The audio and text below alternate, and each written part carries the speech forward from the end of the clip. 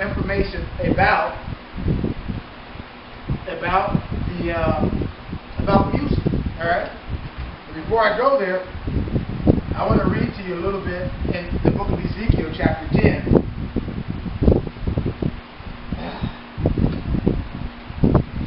Chapter 10, and it's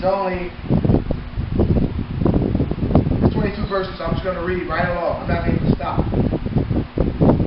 Okay.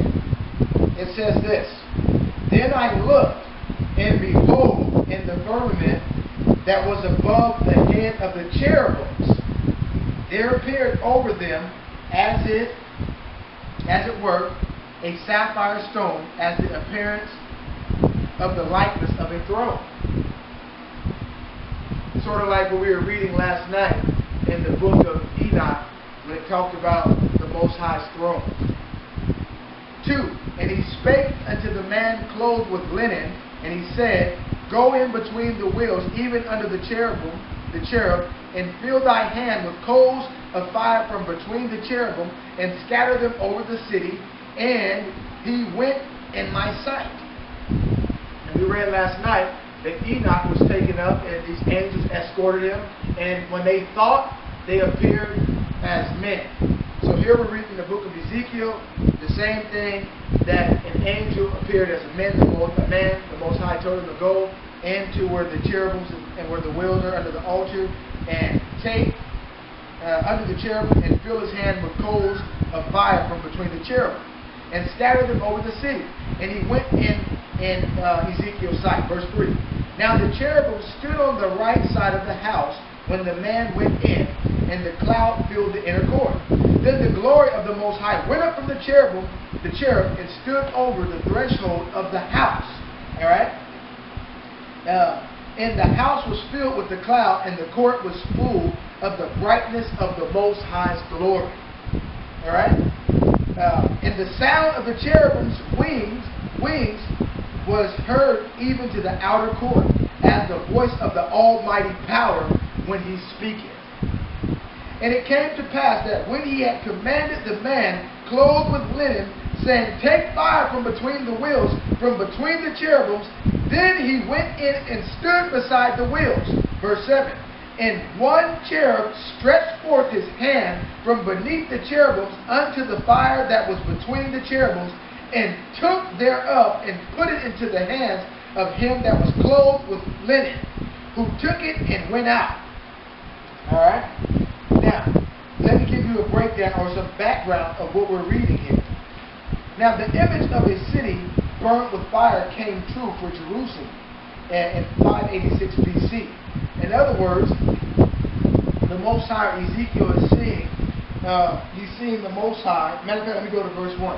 The inner curtains in the veil that closed off the Holy of Holies in the tabernacle were adorned with cherubim. You can see that in Exodus 26, verses 1, verses 31, Exodus 36, verses 8 and 35. 2 golden cherubims with extended wings were part of the covering of the Ark of the Covenant within the Holy of Holies of the tabernacle. Alright? Cherubim were also carved on the walls of the Jerusalem temple, covered with gold. So what Ezekiel is seeing is that the Most High is pronouncing a judgment on the particular land. He's getting ready, his glory that was in it, he's getting ready to lift up off of the land of Jerusalem, the southern kingdom, right? And allow the destruction to take place on Jerusalem, right? Then it goes on and says, so what we see there is that the tabernacle in the temple, the cherubim constituted a throne for the Most High. So the Most High sits on a throne, and the cherubims, like he goes with the cloud, like he walks on the wings, on the backs of the feathers of the wing, the wings of the air, right? So it goes on and says, and to get information on that, you can look at the cherubim constituted a throne of the Most High's invisible presence in His glory. You can go to 1 Samuel chapter 4 verses 4 and 2 Samuel chapter 6 verses 2, 2 Kings chapter 19 verse 15, Psalms chapter 18 verses 10, and Psalms 80 verses 1, in Psalms chapter 99, verses 1. The creatures in the vision in Ezekiel 1 were not named. Ezekiel recognized these creatures to be the cherubim. All right. Now, 2. The image of the city burned with fire came true for Jerusalem in 586 BC. That's 2 Kings chapter 25, verses 9. Now, all the time that the glory of the Most High dwelt in the temple, the cloud that accompanied it to reveal the glory of the Most High filled the court. It's just like when the Most High came down to the tabernacle when Moses and the children of Israel were in the wilderness and they had to build the tabernacle, right? The glory of the Most High would come down and His presence would fill it. They call that, they would call it the Shekinah glory, right? And so that's that cloud. And it goes on and says, now the glory begins to depart. And we'll get to see that when we get down to verses 18 and 19. Okay, now, in verses 6, fire in the Bible is often associated with the Most High's judgment against wickedness and sin. Alright, you go to Genesis 19 and 24, Deuteronomy 32 and 20, Amos chapter 1 through verses 2. Now, according to Ezekiel, the same fire from the Most High that purified the mouth of Isaiah in Isaiah 6 and 6 and brought destruction to Sodom and Gomorrah would now purge the city of Jerusalem in judgment. So in other words, just what I was saying, that it was time for Jerusalem or the southern kingdom, which is Judea, to be judged for all of they were provoking the Most High. The same way that people do today by not worshiping the Most High. And check this out, where we're going with this. By not worshiping Him in spirit and truth. With music. Music is a form of worship. It was made to worship the Most High. But we're gonna come to find out that in this study, what's happening is you can choose to use music to worship the Most High, to glorify Him, or you can use it not to. You can use it to glorify yourself or any other agenda that you have, or find out that you're actually doing Satan's bid, his bidding. All right. Now I'm going on to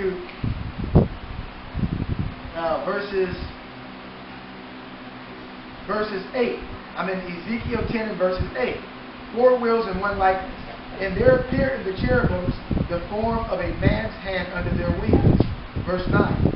And when I looked, behold, the 4 wheels by the cherubims, one wheel by the one cherub, and another wheel by another cherub, and the appearance of the wheels was as the color of a beryl stone. Verse 10. And as for their appearance, they 4 had one likeness, as if a wheel had been in the midst of a wheel.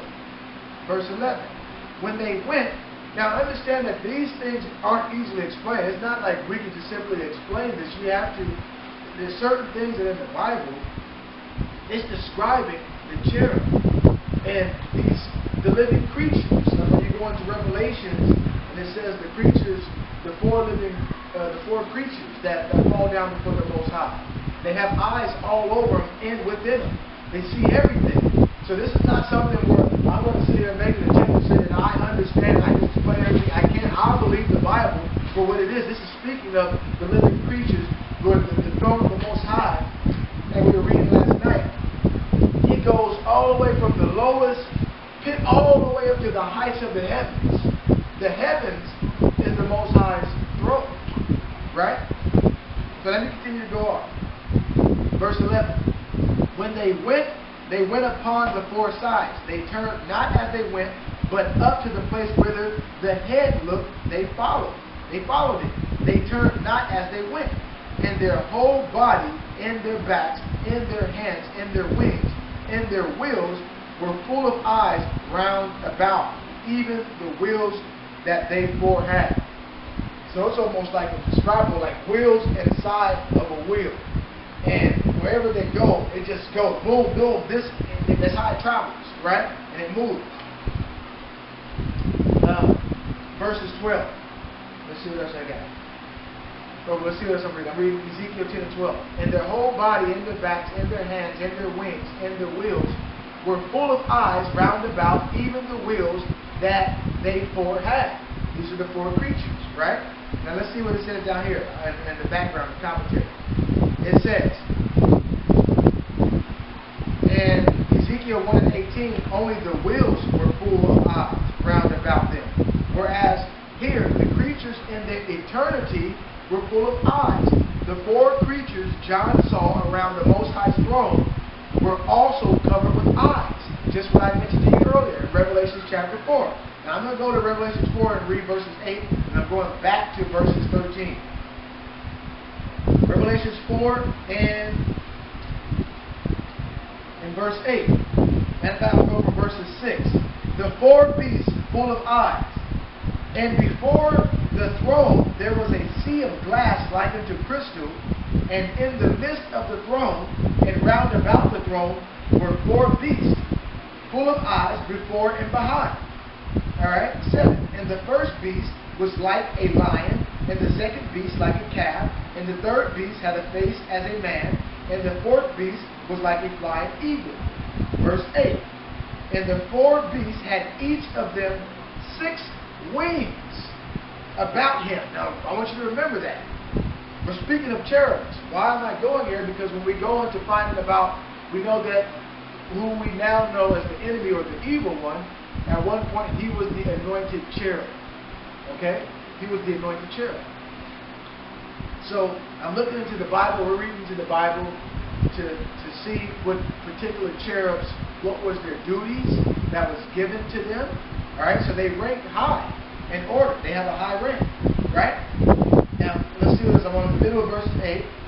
So it says here, and they were full of eyes within, and they rest not day or night, saying, listen to this, holy, holy, holy, right? Most High, Almighty, which was and is to come. And when those beasts give glory, understand where we're going. This whole lesson today that we're going to go into, Most High willing, we're going to connect it to where it's talking about music. So here it is, they're giving glory. Music is a form of worship. They sing to the Most High, sang to the Most High. They rest not night or day, the whole time giving praise to the Most High. Let that sink in for just a little bit. And when those beasts give glory and honor and thanks, this is what music is supposed to do. We're supposed to give glory, honor, and thanks to our Creator through the music. And you'll find in the Old Testament with the children of Israel and the priests, and when everything was set up, they had singers, they had musicians that would play on the strings, or whatever the case is. So it's very powerful. Alright? And so when these beasts, they give glory and honor and thanks to Him, Him that sat on the throne, who liveth forever and ever, the 24 elders fall down before Him that sat on the throne and worship Him that liveth forever and ever, and cast their crowns before the throne, saying, Thou art worthy, O Most High, to receive glory and honor and power, for Thou hast created all things, and for Thy pleasure they are and were created. Now I'm going back to Ezekiel, and that we just read was Revelation 4, verses 6 through 11. Ezekiel chapter 10, verses 13. Now I'm going to start back at 12. And their whole body, and their backs, and their hands, and their wings, like we just read there in Revelation 4, right? And the wheels were full of eyes round about, even the wheels that they four had. Okay, now let's look at the background of what this is. Oh, I read that one already. Okay, I'll keep going. Now, in this commentary, when I'm looking in this study Bible, they leave out from verses 13 all the way to 17. Because it's really, like I said, no one can fully comprehend and explain the word of the Most High. No one. Alright? But let's see what we read here and what we get from it. Verse 13. As for the wheels, it was cried unto them in my hearing, O wheel. Verse 14. And everyone had four faces. The first face was the face of a cherub, and the second face was the face of a man, and the third was the face of a lion, and the fourth the face of an eagle. And the cherubims were lifted up. This is the living creature that I saw by the river of Kabar. Verse 16. And when the cherubims went, the wheels went by them. And when the cherubims lifted up their wings to mount up from the earth, the same wheels also turned not beside them. Verse 17. When they stood, these stood. And when they were lifted up, these lifted up themselves also. For the spirit of the living creature was in them. Verses 18. Verses 18 through 22 in subtopic speaks of the glory of the Most High. Now it says this. Then the glory of the Most High departed from off the threshold of the house and stood over the cherubims. So in other words, the glory of the Most High was on the temple. Right? What temple? The temple that was in Jerusalem. The Most High, His glory lifted up from there and now was going over to the cherubims, which is like, His throne. Right? And it goes on and says, and the cherubims lifted up their wings and mounted from the earth in my sight. When they went, the wheels also were beside them, and everyone stood at the door of the east gate of the Most High's house. That's the temple that was created, right? And the glory of the Most High power of Israel was over them above. So now the Most High, who seated on the throne, is over the cherubims. All right? 20. This is the living creature that I saw under the God of Israel by the river of Kabar. And I knew that they were the cherubims. All right, now hold on for a second. Let me go here for a second. We're going to look and see what the cherubims were. That's Ezekiel 10 and verses 20. Let's just lay in the foundation here.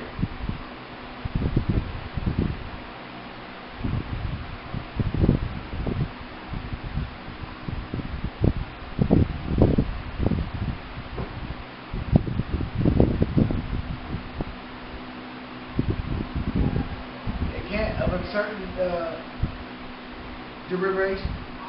derivation of uncertain derivation. They can't tell you what it is. That's what it says. That's only the Most High knows. But He saw the living creatures. So there's things that we don't fully understand and fully know, right? But He described what they looked like. One had the face of a man. And then also we show that in Revelations that they had 4 faces. Each of them had 4 faces. Right? And let me go back to Revelations.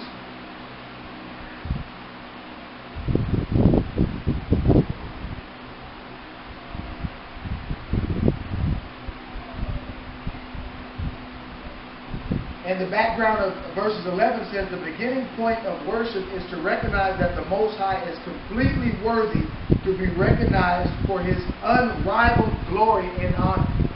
No one can trump what the Most High does. No one, if the Most High says something or He does what He wants to do, no one can question Him about that. So He is worthy to be recognized for His unrivaled glory and honor and power, and His work as Creator and sustainer of all things.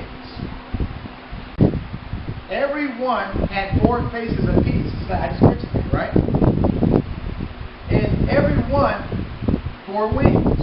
And the likeness of the hands of a man was under their wings. And when we go into Revelation, it said these ones had 6 wings, if I remember correctly. Yeah. And the 4 beasts had each of them 6 wings about him, and they were full of eyes. Okay? So let's see what can we recognize here? I read 21, verse 22. And the likeness of their face was the same faces which I saw by the river of Kabar, their appearances and themselves. They went everyone straight forward. We really have nothing, no commentary here or background. Verse 19 it says this though. The movement of the Most High's glory to the east gate anticipated its ultimate departure from the temple complex in Jerusalem. Alright, you can read about that in Ezekiel 11, verses 22 through 23.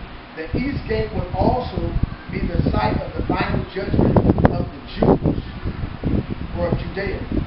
Yeshua went to the mount east of the city, the Mount of Olives, and ascended to the Father. That's in the book of Acts, chapter 1, verses 9 to 12. The Most High's presence among his people was an indication of his favor toward them. Deuteronomy, chapter 4, verses 29 and verse 31.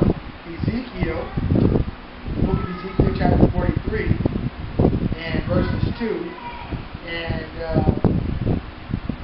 verses 2 through 5. And what else? His absence, on the other hand, was a sign of his rejecting them or turning his face from them and allowing them to now be conquered or destroyed. Alright, we're going to go into it now. Now we laid that down. We talked a bit about the cherub. Now I have this article. We're going to start here. And it says, prior to his fall, was Satan in charge of music in heaven? Two biblical passages that speak about Satan's role before his fall include the book of Ezekiel, chapter 28. Alright? We can go there maybe a little bit later, and Isaiah, chapter 14. The King James Version of Ezekiel 28 and 13 states this. The workmanship of thy tabrets. Let me go to Ezekiel 28 so I can get there. I want to look up something really strong.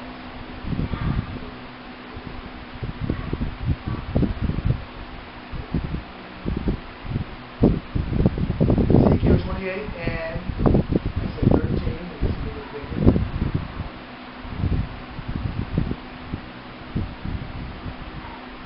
Now it says this. Thou hast been in Eden, the garden of the Most High. Every precious stone was thy covering. The sardis, topaz, and the diamond. The beryl, the onyx, and the jasper. The sapphire, the emerald, and the carbuncle, and gold. The workmanship of thy tabrets and of thy pipes was prepared in thee in the day that thou was created. Thou art, on verse 14, the anointed cherub, as we were just reading in Ezekiel 10. It kind of gave us a description of the cherubs that are under the Most High, but he was the anointed cherub. Okay, and the word anointed means the sense of expansion outspread, that is, with outstretched wings. Anointing. See what else we got here? And it's from the primitive root to rub with oil, that is, to anoint, by implication, to consecrate, also to paint, anoint, paint. So the Most High at one point made him to be consecrated to him, separate from the other cherub. So that gives you an indication that, wow, he had a special place when he was created amongst the Most High. Alright? Now some people, brothers and sisters, I had a conversation with a gentleman this week, and my family knows about it. This brother, I praise the Most High, that this week I was able to go out and talk to a brother. This brother told me that he grew up in the Baptist church, and he tried everything, from Christianity to Islam to whatever else that's out there, to now saying he come to find himself. And I don't want to go too far off. And I asked him, so in a nutshell, in a sentence, can you tell me you're finding yourself. Because he agreed that, you know, us as so-called, what they would call us black people, or whatever the case is, that we were a special people. Well, long story short, he basically told me about self-autonomy, that it's all about taking care of yourself, and he pointed to the sun and the nature, if you will, and how we are to become one with that. And we know that, you know, the Most High told us careful that our Creator, just like we just read in Revelations 4, He is the sustainer of all His creation. He created. He gives us the life, and the light of the sun, and so forth and so on. So, long story short, I told the brother I had to respectfully disagree with him, and then I began to lead him to some of the scriptures, and when it was all said and done, prayerfully, you know, the Most High, you know, another win for the team, for truth and righteousness. Okay, and this brother had a lot of what you would call knowledge of certain things and the times of different dynasties back in Egypt, and you know, he knew some things, but when it came down to knowing himself in the blessed scriptures, he couldn't, and none of those things that he knew could point to what we were going through right here and right now. So that's why I said, you know, through the blessed scriptures and through the Holy Spirit, we, meaning the body of Christ, we took another win for the body, and prayerfully we won the brother over, or at least the seeds that were planted would lead him back to what he wants. I said, brother, there's nothing, you cannot get out of that book. Go back to the living word of the Most High. Okay? And no one can refute it. So with humility and meekness, I mean, it was a great conversation, but it just shows me how lost and how far that we have strayed from the Most High. Okay?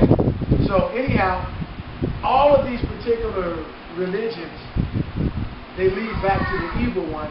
And I went into telling you that because this gentleman, this brother, told me that who we know as, or who we recognize as the devil, the adversary, or the enemy, Satan, you know, he says that people nowadays are blaming that being. He says the Most High, or the Creator, is so powerful that the Creator can take all the evil out of that one who we know as the devil, and that one, that the fallen one who fell, is on the side of him. And I told him he couldn't be no further from the truth. I would have to respectfully disagree with that.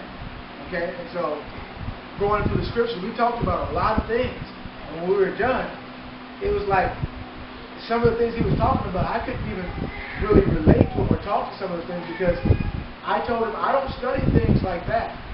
Okay? I study our history to relate to real time to the things that we're going through. And the scriptures I was able to, by the power of the Holy Spirit, was able to relate and really make some valid points where the brother would have to begin to ask himself, have to ask himself, what are you doing? You need to come back to the laws of the Most High. And so it led back to showing that, look, the enemy and the ones who failed.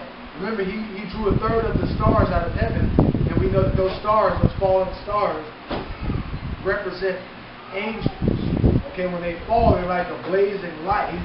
And when you go into Isaiah 14, it says that Isaiah, he beheld Satan fallen like light.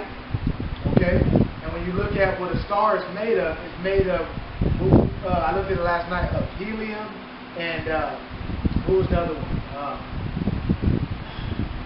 Hydrogen, thank you. There you go. Helium and hydrogen, so it's burning. And so when we read that they're seeing this fire, when you're reading this, the living fire, these are things that are real, brothers and sisters. The elements are there, but we just so far gone and so detached from our Creator that we need to spend time, especially in this Western world. We think that we can just come and sing a song based on emotion, or our favorite artist leading us, but void of truly fellowshipping with the Most High, so we don't get that increase. All right, and so the devil had a lot of time. He knew how to get you emotionally attached, but really detach you from getting the increase, the connection with your Father, to what is really giving Him the praise, honor, and the glory, and receiving the increase that deposit into you that strengthens you, and also how do you say this? Also reaffirms your sincerity and your connection with the Most High. So let me move on. Ezekiel 28:14 says, "Thou art the anointed cherub that covered," right? So that word cherub again, a cherub or imaginary figure. So it's something of uncertain derivation where they can't even explain what it is. Right? So thou art the anointed cherub that covereth, and I have set thee. So thou was upon the holy mountain of the Most High. Thou hast walked up and down in the midst of the stones of fire. Thou wast perfect in thy ways from the day that thou wast created till iniquity was found in thee. By the multitude of thy merchandise they have filled the midst of thee with violence, and thou hast sinned. Therefore I will cast thee as profane out of the mountain of the Most High, and I will destroy thee, O covering cherub, from the midst of the stones of fire. Wow. Thy heart was lifted up because of thy beauty. Thou hast corrupted thy wisdom by reason of thy brightness. I will cast thee to the ground. I will lay thee before kings, that they may behold thee. That they may behold thee. Verse 18. Thou hast defiled thy sanctuaries. Wait a minute. The sanctuary is a consecrated place, hallowed and set apart, a chapel, a place of worship, right? So what's going on in these places of worship? Singing, praying. More indication that this particular cherub, speaking of who we know, the devil or Satan, the adversary, had something to do with music. Alright? I'm going to go to Job 1. I'm going to go right back to Ezekiel. I'm going to go to Job 1 because this just came to my mind. I don't want to forget it. I want to go to Job, I think it's Job 1. Or Job 2. It might be Job 2, I think it is.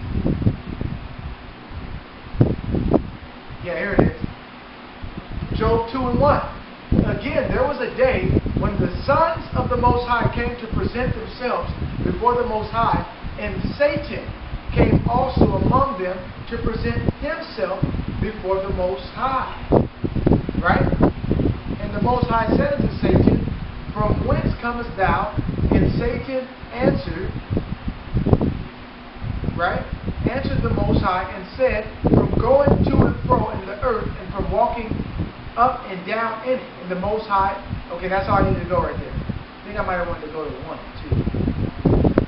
I was looking for 1 to say some 2.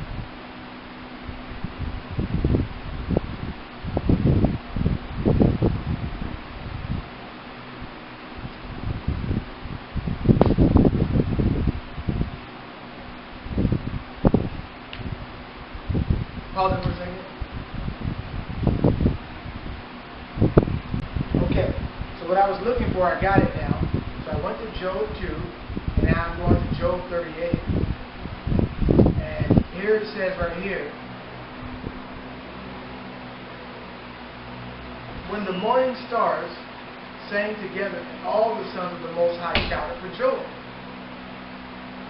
Okay? So when you look at Job 38, and verses 7, it's speaking of the stars that came before, and we know that stars are also symbolic for angels, right? So the stars, they came to present themselves and to sing before the Most High. Let me get it real quick, in 1 second. 38 and verse 7. Okay, here it is. Now it says, in the background, the stars are personified as being able to sing. Listen to this. Music accompanied the dedication. This is speaking of Solomon's temple. 2 Chronicles 7 and 6. Music and singing also accompanied the laying of the second temple's foundation. Ezra 3:10, verses 10 to 11. Alternatively, the morning stars, they say, may be a metaphor for angels who appear in the parallel line. So these angels come and they sing. So the morning stars, right, they go to sing before the Most High. I wanted to get that in the book of Job. Now going back to what we're looking at, we're reading, okay? So when you look at, again, look what a star is. Star says, since from a star as round or as shiny, because that's what we see it as.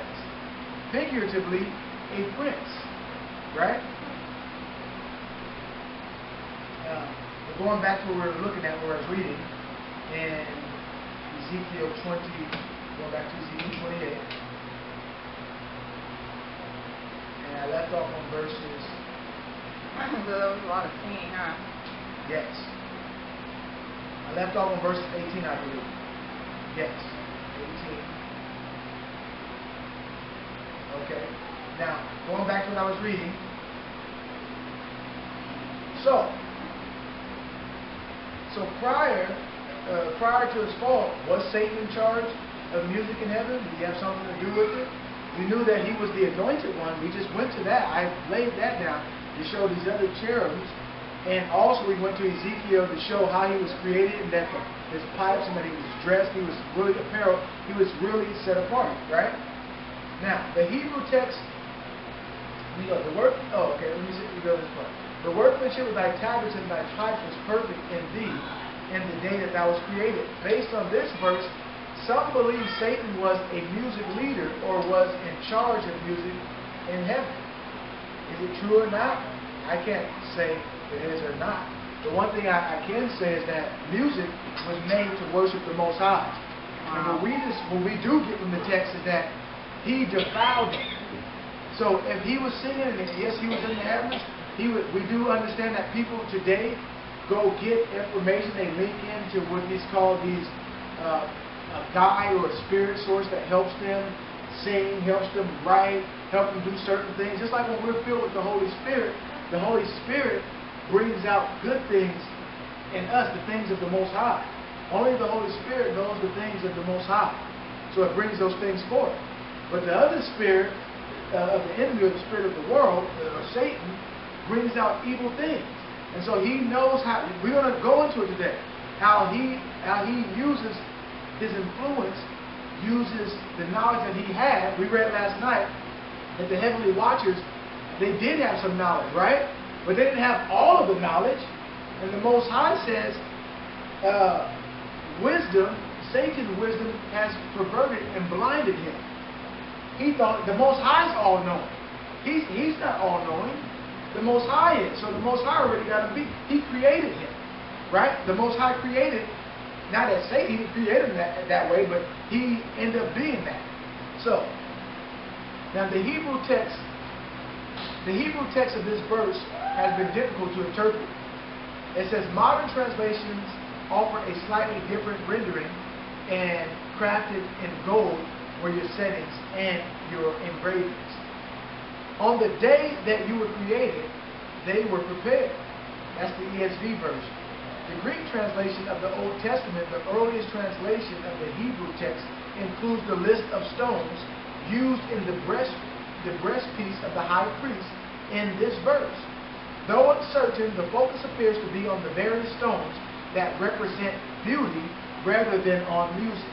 Okay? Let me go on. However, music is a part of what takes place around the throne of the Most High in heaven. We clearly seen that in Revelation chapter 4. We clearly seen that in the book of Ezekiel 38, how the morning stars, they went to sing before the Most High. Okay, they were singing to the Most High. Right? Can you read that last part again? Can I repeat it? Can you read that last part you just said? However, music is a part of what takes place around the throne of the Most High in heaven. For example, Revelations 5 and 8, in 15 and 2. I haven't read that one. Let's look at it. And when he had taken the scroll, the 4 living creatures and the 24 elders fell down before the Lamb, each holding a harp and golden bowls full of incense, which are the prayers of the saints. So when our prayers, now think about that, prayer and praise, it all goes together. Right? And it's offered up to the Most High.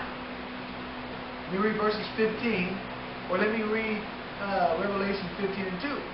And I saw what appeared to be a sea of glass mingled with fire, and also those who had conquered the beast in its image and number of its name. That means who overcame him. Standing beside the sea of glass with harps of the Most High in their hands. So the Most High even gave them harps so that they could harp and make joyous, like musicians, praising and worshiping the Most High, singing, making music, making a joyous noise to the Most High God, rejoicing in your heart. Right? Now, it says this, worship of the Most High in heaven will certainly include singing as well. Before the fall of Satan, he served as an angel before the Most High. Now, it said that he was a cherub. Now, that's other details on a cherub, like we looked last night. Is a cherubim? Is he a high-ranking angel? What is a cherub? Right? Now, let's continue to go on. He served as an angel before the Most High, vitally involved in praising. It says, though it is not clear if he led music, he was called the anointed cherub, or the anointed guardian cherub. Right? That's Ezekiel 28:14. Despite Satan's high rank in the Most High's presence, at some point he turned against the Most High in pride. You said in your heart, we read this already, right? No, we didn't. In Isaiah 14, 12 through 14. I will ascend to the heaven above the stars of the Most High. I will set my throne on high. I will sit on the mount of assembly in the far reaches of the north. I will ascend above the heights of the clouds. I will make myself like the Most High. Satan was clearly a leading or the leading angel in heaven, but it is unclear whether he served as the leader of music. This detail is not directly answered in Scripture. He would have worshipped the Most High as other angels did, likely included worship through song or possibly an instrument. Yet, his fall, right? Now think about this. The angels sing to the Most High, right? And they sing in a way to where we couldn't imagine. I mean, my goodness. We think of your greatest singer, okay? And think of your, and mine has to be someone that's really anointed for the Most High. And at this point, you all know what it is. It's my brother Fred. Okay? We know that. So imagine them singing and the angels that fall before the Most High in His presence and His holiness. And we are trying to make it there to be that part so that we can join in the great choir and to also sing. But what the devil has done, you're going to come to find out, is that the worship that was meant for the Most High, the talents and gifts that He gave to us, was to worship the Most High. The devil tricked people into perverting that stuff to them getting prideful because they can sing or whatever the case is, selling it out, going on to go make money or whatever the case is, and they sell themselves short. When you're done with some other information. Okay. I got a lot here too. So, it goes on and says here that Satan said he would ascend above the clouds, right? Satan was clear, I read that part, he was clearly a leader, but unclear if he was the leading angel, but wasn't clear if he was the leader of music. This details, almost done with this, I got some more.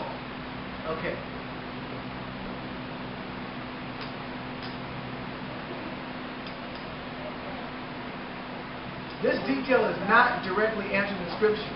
He would have worshipped the Most High as other angels did, likely included worship through song or possibly an instrument, yet his fall led to his rejection from his position. If you read in Ezekiel 28, all right? And you read in Isaiah 14, if you keep reading more, his fall too, how he was cast down. Maybe we'll go through there and read it. Okay? Rejection from his position in a future eternal torment. So yet his fall led to his rejection from his position and to a future of eternal torment. That's Revelation 20 and 10. Now let's see what that says. Revelations 20 and 10. I can't even see what it says. One second, bear with me. It says, and the devil that deceived them was cast into the lake of fire and brimstone, where the beast and the false prophet are, and shall be tormented day and night forever and ever. So, that's his impending judgment to come. Satan now serves his own agenda. Did you hear that? And this is what you come to find out in certain religions. It's either going to lead you a false way or leads you into knowledge of your consciousness of you being a god, if you will. All right? Living as a liar and father. Okay, so Satan is living as a liar and the father of lies, seeking those he can devour. Like it says in John 8, verses 44, in 1 Peter 5 and 8. Now, in connection with Satan's possible use of leadership of music in heaven, some see concerns regarding certain music on earth being used by Satan as well. However, so what some people would say, some people do have a bias and, you know, certain things that would lead to it, and you just have to kind of understand that. I mean, and the key to that, so this is the positions.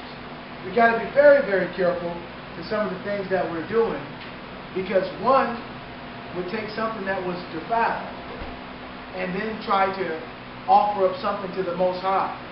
And something that's unclean, the Most High will not accept. How do you say it? He will not take a corrupted sacrifice or an offering. He won't take it. So we understand that a lot of the times they use rhythm, whatever the case is. So Satan perverted it. But understand that music was made to worship the Most High. So that's why one's motives and one's agenda must be correct. And also, if you're getting on to something, like for me personally, I'll share this with you, brothers and sisters. I had some stuff that I wanted to show you personally because I used to do secular music and was on that hype or chasing that thing. But me personally, there's different producers or whatever the case is, and I didn't necessarily want to deal with secular producers because I didn't know, for one, they weren't living the set-apart life that I was living, so I asked the Most High to bless me, or to bless me with people who live for the Most High and who create music to worship and to adore Him. Okay, so even the music itself is set apart. But that was the difference with me, and for a time, I didn't do music for like, the Most High stopped me for like, it was almost 3 or 4 years, it seemed like. It was quite a bit. Alright? And so I do want to say that, and I want to bring that point out. But watch what it says, though. So it's very, you know, sometimes you have a point because a lot of people start going into music. You got to be very careful because with the music and the rhythm, you start feeling yourself, and what music is it? Next thing you know, it starts leading you back into worldliness, or the worldly way of life, and that vibration of the world, and that spirit that comes with it, a defilement, a perverted way, and it's not holy and set apart. So it says in connection with Satan, Satan's possible use or leadership of music in heaven, some see concerns regarding certain music on earth being used by Satan as well. And does he do that? Yeah, he does that. They put spells in music, okay, in certain music. Okay, so maybe I'll take a look at here in a second. They do certain things to where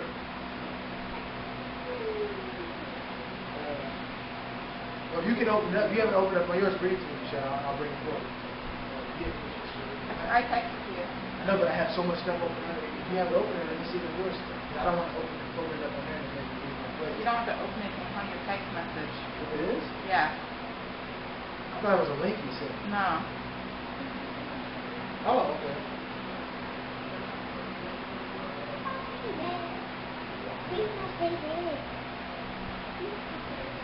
Okay, yeah, I'm going to bring this up here in a second. I was going to talk about this too. So, let me get this right here. This is a very in-depth, and I think it's very pertinent to us because all of us listen to music. We all sing. You need to understand the importance of music to make sure that your music is pure, right? And it also helps in the fact because one day, I mean, don't just wait till one day. Do it right now. Sing to the Most High with a joyful heart.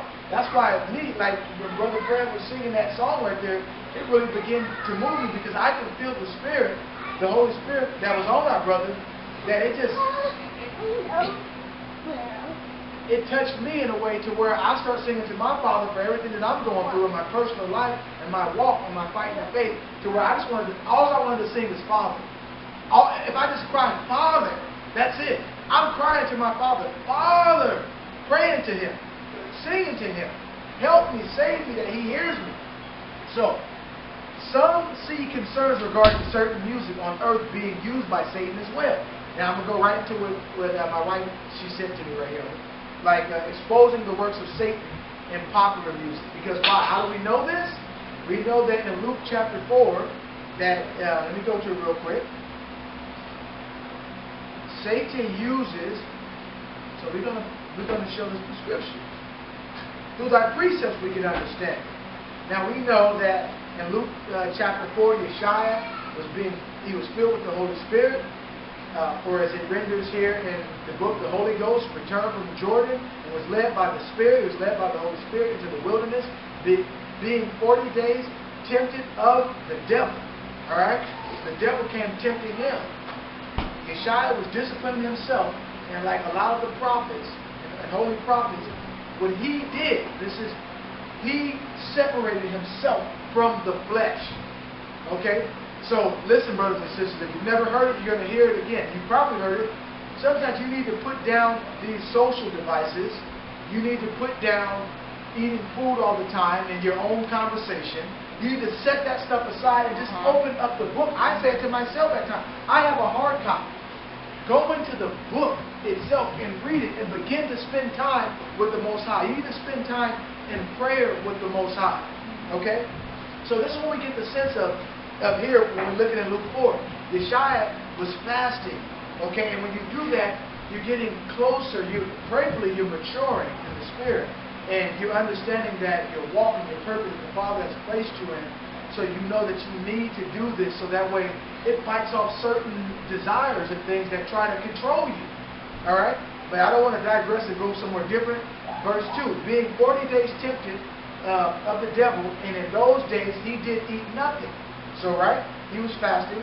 And when they were ended, he afterward hungered. And the devil said unto him, if thou be the Son of the Most High, command these stones to be made bread. And Yeshua answered him, speaking of the evil one, it is written that man shall not live by bread alone, but every word of the Most High. So that's another indication to us that how we're supposed to be living off the word of the Most High. So if you feed yourself with all this other pollution in the world, an indication from Luke 4:4 tells us that we are supposed to be living off of every word of the Most High. And we know that Christ is that word. Verses 5. And the devil taking him up, I got a point that I want to make, taking him up into a high mountain, shewed unto him all the kingdoms of the world in a moment, just like that, in the blink of an eye, boom. And the devil said unto him, all this power, right? You look at that word power. That word power means this. It's the Greek word, exosa, or exousia. And it says, privilege. Yes, who's getting the privilege now? See? That is subjectively by force. The capacity, competency, freedom, right? Mastery, a magistrate, superhuman, potent, a token of control. delegated influence, authority, jurisdiction, liberty, power, right, strength. So the devil said unto Yeshua, all this authority, how do we know that? Job 9:24 tells us the earth was given into the hands of the wicked. Just for a time. But the earth and the fullness thereof belongs to the Most High. Alright? And it's full of His goodness. He's being gracious to us so that way as many as it was not the will of the Most High that any should perish, but all be brought into repentance. And so many count the Most High's long suffering as slackness and weakness as the Most High don't see. Like for myself, personally, going through some things, and I was speaking to a brother in the faith, and my brother DJ Holy Ghost, praise the Most High for him, and the brother tells me, you know, the Most High sees you grinding. And when I say grind, that means doing the Most High's work. Doing the Most High's work, staying steadfast. He sees it, brother. So just stay strong in the faith and be uplifted. And the brother, I mean, it's a blessing, just the conversation that we had. But going on, so the enemy told our blessed Savior that the power was given to Him in the glory of them, right? So when you look at that word glory, that means objectively or subjectively the dignity and the glorious honor, praise. So the thing, remember, if the world praises you, cursed are you if the world worships you. So if the world is telling you you're doing such an, oh yeah, uh-oh, that's an indication that you might, according to the scriptures, you might be deceived. Woe to them whom the world praises, right? So look what it says. For that is delivered unto me, and to whomsoever I will give it. When you go into Isaiah 14, it says, is this the man that weakeneth the nations? Speaking of the devil, right? So going back to what we're looking at here, we understand that the devil tries to use his influence, his power, and he puts up this facade to say, look, your life's you're going to have a glorious and glamorous life. And us being the people that's been trodden down, a lot of people lead me to this now. Look what some people do. Now, exposing the works of Satan in popular music. All popular music. I don't care if it's Christian music or whatever the case may be. If people are not, I'm going to give believers the benefit of the doubt and exercise grace upon them and be gracious upon them. If they're doing it ignorantly, pray that the Most High have mercy upon them. But a lot of people have sold themselves out for the fame. And it was once offered to me at one point, brothers and sisters, when I began to do what you would call gospel music. Now we can get to the churches, we can use this as an avenue, and I rejected that right away. Alright? So any kind of music that does not wholeheartedly, in totality, submit to praising the Most High and His laws and the things that are holy and sacred of the Most High, is a trap and a pitfall. We need to steer away from it. Because the devil has been really good at using music and setting people up, whether they be entertainers, singers, athletes, and they would totally lead us away from the Most High. Alright?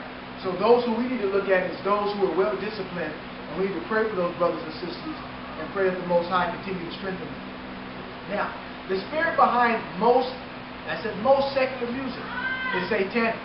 Many artists have admitted to selling their souls to Satan for fame and fortune.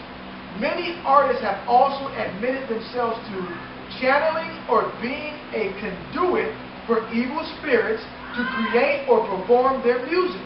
So in other words, they take certain drugs, they get in a certain type of mindset, use alcohol, right? A certain type of rhythms or beats. That's why I said we got to be careful to who music that we're using. And not trying to knock anyone in the truth or whatever the case is, or doing truth music. Maybe they didn't know any better. But this is why I'm very, very careful. And the Most High knows, I like to encourage brothers.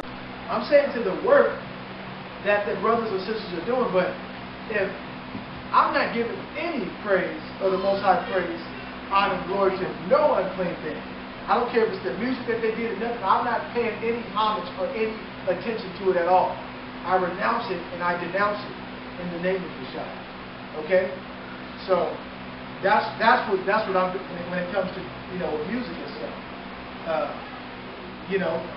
We're holy and set apart.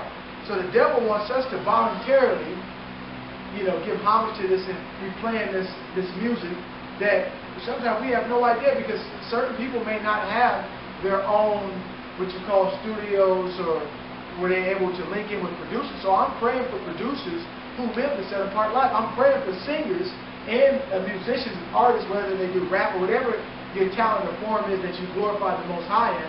I'm praying the Most High bless you, and He allows our lives to cross paths, and that He anoints me to use what I have, so that way I can be a blessing to others, because the music that I want to do, I want it to be all set apart, all right? We don't need to use this worldly music and then come do a song to it, or whatever the case is. This is my personal opinion. This is my conviction. I'm not telling anyone what to do, but I'm saying me as being a priest of the Most High, okay, and a priest of my house, is what I do. Now, you may agree or disagree with it, but I'm telling you, look at what the Word says. The Most High told us not to do what the Gentile nations do. So if they're worshiping to all these satanic things, and these people get these producers who hire their mind and do a certain type of rhythms and praying over stuff and praying spirits in it, and then they go and put the stuff out, and we think that because, okay, we're going to go take something evil, that would be like us saying we serving the Most High. Okay, we're not doing Christmas because it was Christmas, but we serving the Most High. But yet, you see the analogy? The Most High is on my mind, but you're still partaking in something. So to me, it don't make any sense. It's backwards, okay? Even a lot of the truth, artists now. Yeah. There is a lot of truth artists. There's a lot of truth artists. But a lot of them, you can see, like a lot of them are still almost like their foot is kind of halfway in the world. Just some of the things that they say that just don't sound, of the Most High. I mean, all praise the Most High. They are. Maybe they're just coming in the truth. Right. I don't know their background. But the benefit of the doubt. Yeah, but I mean, I would like to just personally, of course, to my husband, Elder T, just always on it, with the music every Sabbath, as well as Brother Bronze and even, Fred the Junior Ahayah. He, them two, like... Brother Spider too. Yeah, Spider too. There's some brothers out there that's good point, Michelle. Yeah. Go ahead, Michelle. I'm just saying, like, I just really noticed, like, Brother Bronze, like, no cursing in his music. Yes. You could just tell the spirit is on you him. Can feel it. Yes. Not saying, like, the N-word in his music, and even same, with Fred as well. That's of course, right. you. That's but right. in a lot of other ones, I mean, they do say good things, and they spit it. I'm not trying to knock them, and maybe they're, still learning, and all we can do is pray for them. But I do got to say, for them, it's like, praise the Most High and thank you for them, and you too. So yes, thank you, Michelle. Good point. That is a very good point, because I sit back and I see it, but again, it's not like we're the truth police or whatever the case is. We put it out, and everything needs to be done and decent in order. And so we just want to esteem. And this ain't about some vainglory. I would just like to say, I want to put this out there. I really appreciate the works that the brothers are doing, because it really helps keep me encouraged. And not only that, but I feel that I have a purpose, and not just to have a feel of a purpose, but the Holy Spirit is reaffirming and confirming the brothers who do the work. And so just keep that in mind, brothers. We're not passing judgment on anyone. Like my wife said, she mentioned that might be where you are in your walk, and we're praying for all of Israel. We're praying for all of, we're praying for all the healing of the nations. But we are the Most High's holy people set apart, and the example has to come with us. 2/3 of Israel are going to be cut off, and only a tenth, a tithe, out of that 1/3 that goes through is going to make it. So we're going through the fiery furnace of affliction, and we're going to come out better than pure gold.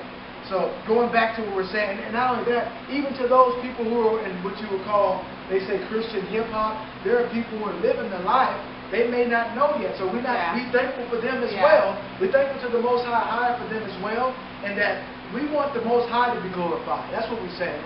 We want Him to be glorified. So if they're living their lives, and maybe there's certain things that they don't know yet because they haven't come to that part, or haven't matured in the spirit right there, the Most High gives the grace. Don't the Most High know it? So we're not placing a judgment on anyone. We're just saying, but who we want to appreciate and esteem, and just give recognition to those brothers and brothers like them too. I know, and I know there's a lot other ones. we know there's a but- lot of others too, but these are the main people who we like to listen Yeah. to. You know what I'm saying? And So- we need the music too, like not Yes. just for ourselves, it is encouraging, but for our children too. Like we Yes. have children in the That's house right. growing up in the truth, you That's know what I right. mean? Like they need that encouragement too. They do. And to hear it, because, you know, if they're going to school or around, That's right. you know, different people, they need that to encourage them too. That's right. So, And the singers, I mean, Yeah. for us, I mean, I know there's other sisters and brothers out there. Man, I'm praying to the Most High to continue to send forth His perfect laborers to labor in the vineyard, His labor of love, and give us more. You know, it's like a soundtrack for the truth, brothers and sisters. That's how I would say in our lives that we live. That's where it's at. So come on, brothers and sisters, let's keep praising the Most High. All right, so we know that many artists have also admitted themselves to channeling or being and can do it for evil spirits to create or perform their music. Remember, these are the artists saying themselves and the people around them that have said they are possessed or feel like the music is channeled through them. All right? And I'm not going to go into so much of yeah, that's just kind of naming different people that this give is, their this testimony. is naming people who give their testimony, all right? So I don't want to go into just a lot of these popular people, all right? Let me go back to what I was reading real quick. That was a great point that my wife brought up. Thank you. Thank you, Most High, for her bringing that up. Okay. So now, back to where I was at here, speaking about how what Satan does. I know I went to the book of Luke. He would present to brothers and sisters the same way he did it to our Lord and Savior. And when we read in the book of Luke chapter 4, right? The same way he could do it to us, right? And what did he say in Luke 4:7? He says, if thou therefore will worship me, all shall be thine, right? And look what he said. Let me go up to verse 6. Forgive me for jumping around here. Luke 4:6. And the devil said unto him, speaking to our blessed Savior, all this power will I give thee in the glory of them, for that is delivered unto me, and to whomsoever I will give it. If thou therefore will worship me. Now Isaiah 14, we just read that Satan says he will be like the Most High. Well, the Most High is to be worshipped. Right? Right. Satan adorned himself. So we're reading in Luke chapter 4 is that the devil basically wants us to pay homage to him, worship him, whether it's ignorantly or purposely, or to worship ourselves, do everything other than to worship the true power, the true living God. Alright? So we set ourselves to do that, we set ourselves up to fail. That's why it says in Luke 4:7, if thou therefore will worship me, all shall be thine. So worship means to adorn, right? That's what that means. To pay homage to. Oneself pays homage to, you pay homage to someone. Thank you for making me, right? The way you live your lifestyle, the way who you give credit to, right? That's what it ends up doing. Now I'm gonna go back into what I was reading here, and so it says this now. In connection. So I read, before I went to Luke 4, I brought out that Satan now serves his own agenda, living as a liar and the father of lies, seeking those who he can devour. How does he devour them? He devours them by taking a few people who sold out, using his minions and his cohorts to exercise his agenda, right? That means defile, pollute, corruption. In other words, if he does that, by default, all those who practice those things will meet this same fate, all right? And ultimately end up being damned to an eternity of the lake of fire, like we read in Revelation. Now, in connection with Satan's possible use of leadership of music in heaven, some see concerns regarding certain type of music on earth being used by Satan as well. That's what we were going. That's what we were bringing out in a second.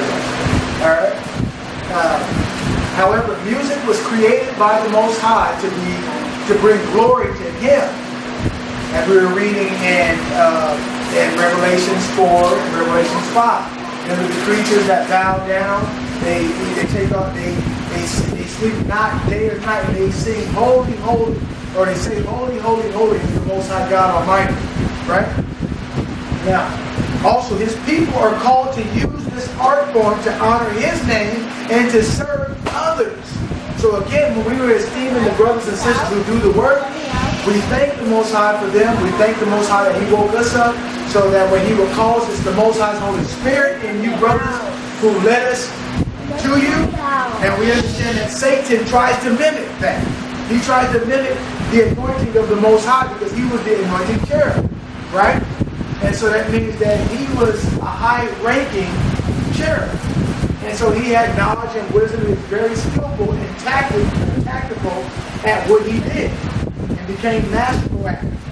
So now that we have been awoken and we're coming to know what our purpose is and walking in our purpose, meaning to fear the Most High, keep His commandments, serve and worship Him.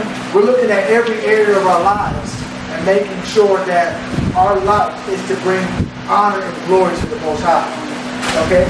Now, it goes on and says, believers must be discerning in their own use of music to make sure their choices honor the Most High rather than serve their own interests. Did you hear that? And now people can come in, oh, now I'm getting a like, and I got some followings or whatever the case, people commenting or whatever the case. Now the devil can use that to pervert you right then and there from that use, right? So we must make sure that we're not serving our own interests or dishonoring the Most High through promoting sinful actions, right? That promote the work of the evil one. So that's what I wanted to read with that.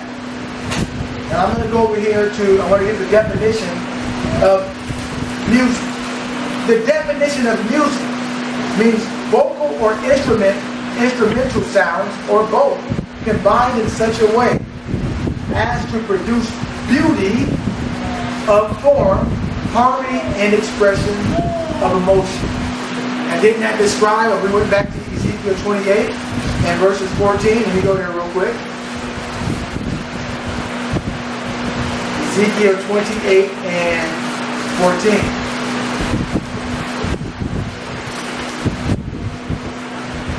What did we say about the pipes there?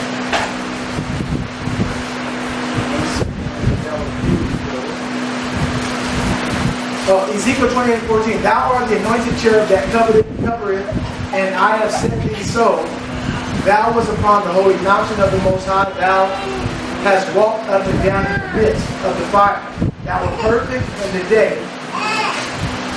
Thou wert perfect in thy ways, from the day that thou was created to iniquity was found in thee. By the multitude of thy merchandise have thou filled the midst of thee with violence.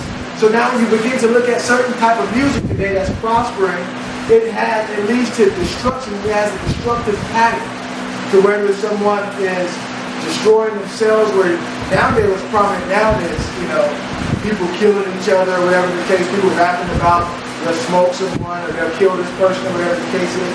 Defilements happen on a lot of sin. That's what we hear in the music today, right? Right. Also, I was looking to where it said, it might have been 13. Yeah, that's where it was.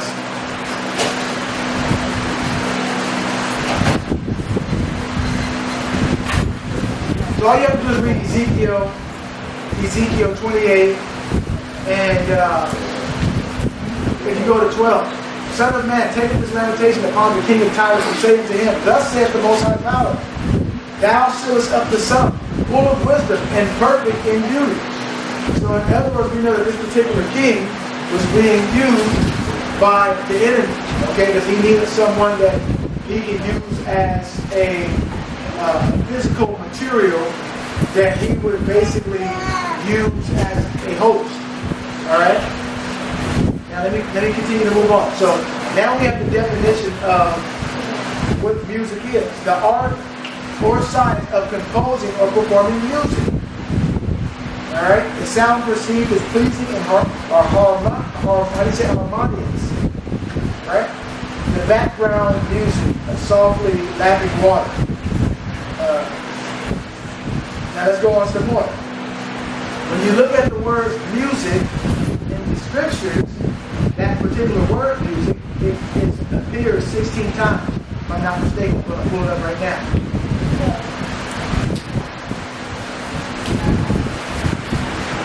It shows up 16 times in 16 verses.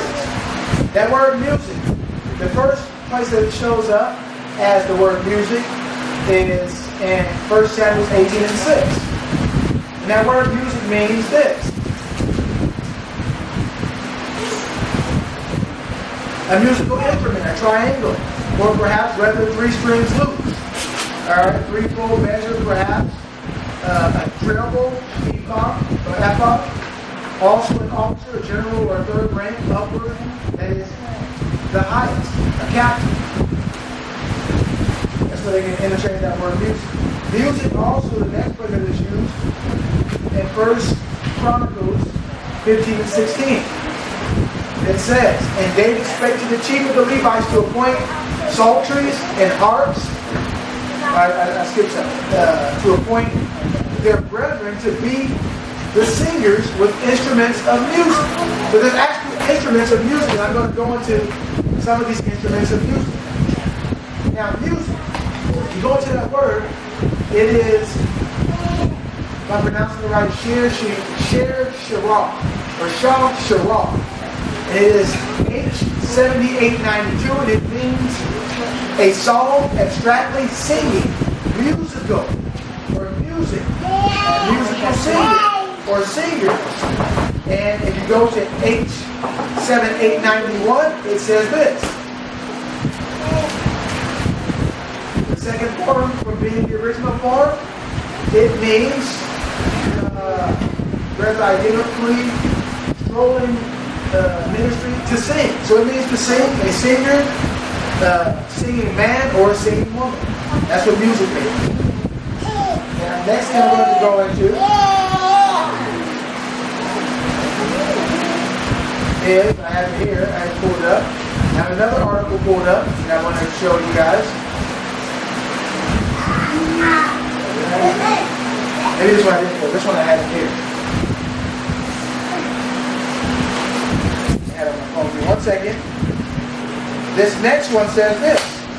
Now, after all that you've heard so far, it says, Lucifer is a fallen angel who was the head of the ministry of music in heaven when he was in heaven. That's what they're saying in this article. It's called Turn Back to the Most High.com. And of course, it is saying God. So turn back to God.com. It says, Lucifer is a fallen angel who was the head of the music ministry. Okay, the head of ministry of music in heaven, right? When he was in heaven, it has been said of him, he was the most beautiful of all angels, and he was the director of the flow of music there. Now, we went to scriptures. Remember, we went to Ezekiel 38, we went to Job, Job 38. Job 38. We went to Job 2, when it said the sons, the morning star. Ezekiel 38 said the morning stars will come to sing before the Most High. We went to Job chapter 2, when it says the sons of the Most High appeared to the Most High. And Satan also appeared with them. He said, where are you coming from? He said, walking to and fro. Remember how he was walking in the fire and all that? Right? We went to Ezekiel chapter 10 to talk about, to describe what the cherubs look like, or cherubims. So we have a foundation here of what we're dealing with. And they're high ranking to the point to where they can't even fully be described. When you went to the background in our Bibles, it said unknown, I didn't pronounce it, derivation. Meaning they can't even tell you where it's derived from. Right? So, it goes on and says that, of course now, he no longer is. Satan is, or Lucifer is no longer directing music in the heavens. Why? Because the scripture tells us in Isaiah 14, he would be cast down. Ezekiel 28 said he was going to be cast down. Isaiah 14 says Satan was going to be, or Lucifer was going to be cast to the earth. Revelation 12 told us he would be cast, him and his angels. Satan and his angels was cast to the earth. Who are those angels? Last night we were in the book of Enoch. We read from chapter 6 all the way to chapter 20. And And it said the watchers, remember, they came and they fell. They came and they lusted after the women, and they joined together to make an oath to do this thing, to go against the Most High. And they did it. And they taught mankind all kinds of evil. Now, not only did they teach that kind of evil, but they would also teach them certain things about the music and certain things how to use the music. Alright? So, here it goes. So he's no longer in the high heavens, singing praise to the Most High. He's perverting those down here on the earth. Woe to the inhabitants of the earth. So it's to us. We have to watch out for it, stay alert. But there are several scriptural references throughout the Bible that denote his previous authority over music when he was in heaven. One, we read Isaiah 14:11. Thy pomp is brought down to the grave. The noise of thy violence. So the noise of thy violence. So remember it said that he was built with these pipes in him. So I don't know if they can just sing, just hold a note, or sing. They can sing. The stars can sing to the Most High. The angels can sing to the Most High. So beautiful, more beautiful than we can even imagine. Right? It goes on and says, what is that? Oh, okay. The noise of thy vows. The word is spread under thee, and the worms cover thee. The verse right here is speaking of his fall from heaven and how all the glory he had and the gifts he had fell with him. So yes, some of us brothers and sisters are given the gift of being able to sing. What would you do with your gift? Would you use it to glorify the Most High? Would you use it for a self-centered agenda to now the devil can teach you if you would just only bow down and adore him and pay homage? Remember, worship means pay homage. Are you going to pay homage to him, or are you going to pay homage to the Most High?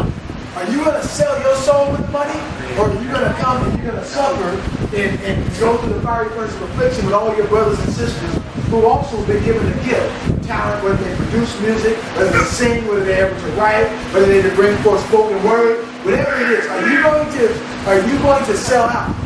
Are you going to sit here? Are you going to do what our blessed Savior did and live off of every word of the Most High, right? And resist the devil and he'll flee. Okay? But don't go running to him. Don't go take the bribe, because a lot of people have already sold out. Alright? So moving on, it says here, the noise of the violins indicate the string instruments he had charge over. But yes, actually, throughout the Bible and passages in the books of Ezekiel, we went there. Job, we went there. Isaiah, we went there. Even Psalms, upon speaking of his past life, it tells us he was the minister of music there. They say it, right? Okay. Of course, he no longer is now, though. Lucifer means morning star. That's what they're saying. Job 38:7. We read that. When the morning stars sang together and all the sons of the Most High shouted for joy. Right? Lucifer was basically walking, talking, musical instruments. So they're saying. Ezekiel 28:13. We went here too. Now, this is kind of repetitive of what we already went through, but now are you guys starting to see it? You put it together. It's like we're really driving it home. Now, you hear it once. Maybe the first time you really didn't catch something like this. You hear it the second time, now it's really starting to register. The third time, you're really starting to get it then, right? So sometimes you do need to hear things, more than once to really get it. So it goes on and says here, Ezekiel 28:13, thou hast been in Eden, the garden of the Most High. We're going there here in a second because we need to go back to the beginning where he fell, and yes, Satan went against our foreparents, Adam and Eve. Okay, and the sons of Seth, the righteous seed. And I'm going to go here in just 1 second after I read this, and then we're going to read a couple of paragraphs or a chapter or two about how he used music and the instruments to lure the people away. When you begin to use certain kind of music, you get a feeling over you. It begins to possess you. If you're not anointed and you're not covered by the blood of Yeshua, the next thing you know, you get to sing these things. And this is what we read last night, that the angels teach enchantments. You begin to sing these things. You start cursing yourself, and these things come into your realm because you're singing it. See? So, whoo, this is a powerful one. I mean, this is a powerful one. Now, what else did it say? He was back in the Garden of Eden. Every precious stone, we read that, right? We'll read it again. Every precious stone was thy covering. The sardis, topaz, and the diamond, the beryl, the onyx, and the jasper, the sapphire, the emerald, and the carbuncle, and gold. The workmanship of the timbrel and of thy pipes was prepared in the day that thou was created. So the Most High made him perfect until the day that the iniquity was found in him. Verse 14. Thou art the anointed cherub. We went to Ezekiel 28, right? Ezekiel 28, and we were reading about, Ezekiel 10, excuse me. We're reading about the cherubs. So here in verse 14 it says, thou art the anointed cherub that covered, and I have set thee so. Thou was upon the holy mountain of the Most High. He was there, right? Thou hast walked up and down in the midst of the stones of fire. Thou was perfect in thy ways from the day that thou was created till iniquity was found in thee. Iniquity is meaning morally wrong. You made a bad decision. That's what iniquity is. It's sin, in other words. Verse 16. By the multitude of thy merchandise, they have filled the midst of thee with violence, and thou hast sinned. That means you transgressed what the Most High said. Therefore I will cast thee as profane out of the mountain of the Most High, and I will destroy thee, O covering cherub, right? It's almost like, I don't know if it's like coveting after what belongs to the Most High. Okay? Let me go to that for a second, that covering. I want to get that breakdown. That was Ezekiel 28 and 16. And that word covering, I just want to see what they said it means here.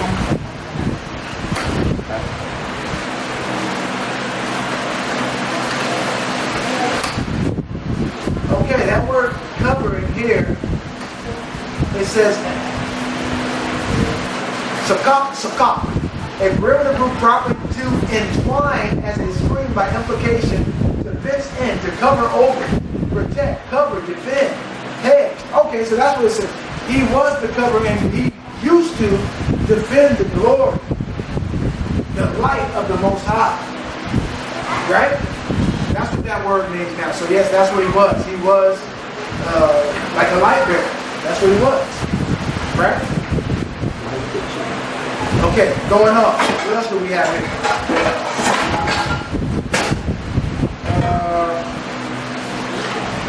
From the midst of the stones of fire. So the Most High said, I'm going to cast you from the mountain, from my holy mountain, and from the midst of the stones of fire. These were the same words that were spoken of Lucifer in Isaiah 14:11-14. And we read that. I'm just going to read it really quick. I want you to stop. Now, all your pomp has been brought, this is starting with verse 11, all your pomp, right, your power, your influence has been brought down to the grave along with the noise of your hearts. Maggots are spread out beneath you and worms cover you. That's the NIV. We don't necessarily mess with the NIV, but nonetheless we get what it's saying, right? So all the things, this is his impending judgment. This is what's going to happen. So right now, in Luke 4, we were seeing that the devil was trying to, how do you say this? Entice our blessed Savior and lure him away, okay, to follow him and to pay homage and to worship him. But Yeshua says, no, you are not to tempt the Most High, our power. But we are to fear the Most High. We are to live up to every word that comes forth out of his mouth, right? So we see here in verse 12, it goes off and says, how art thou fallen from heaven, O Lucifer, son of the morning? How art thou cut down to the ground, which did weaken the nation? For thou hast said in thy heart, you got prideful, I will ascend into heaven, I will exalt my throne above the stars of the Most High. I will sit also upon the mountain of the congregation at the sides of the north. Thine heart was lifted up because of thy beauty. See? Thou hast corrupted thy wisdom by reason of thy brightness. I will cast thee to the ground. I will lay thee before kings, that they may behold thee. Now, a seraphim. Let's look what a seraphim is. The seraphim mentioned in Isaiah 6, 1-7. It says, serve as spectators of the Most High's throne. And continuously, they sing, holy, holy, holy is the Most High of hosts. All the earth is filled with His glory. It is said that they surround the throne of the Most High, singing the music of the spheres and regulating the movement of the heavens as it emanates from the Most High. This is deep. It is also said that such a bright light emanates from them that nothing, not even other divine beings, can look upon them. They're singing and worshiping around the Most High, and He's bringing forth a bright light. Right? It is said that there are 4 of them surrounding the Most High's throne, where they burn eternally from love and zeal of the Most High.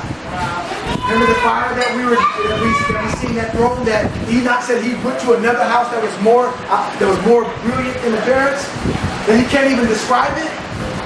This is what we're seeing here. And yet people will say, well, I don't know if the Bible's real. That's why they'll try to tell them they'll get you on any other thing but seeking the good book here. Okay, now here's the difference now. This says that the seraphim have 6 wings, 2 covering their face, 2 covering their feet, and 2 that they fly with.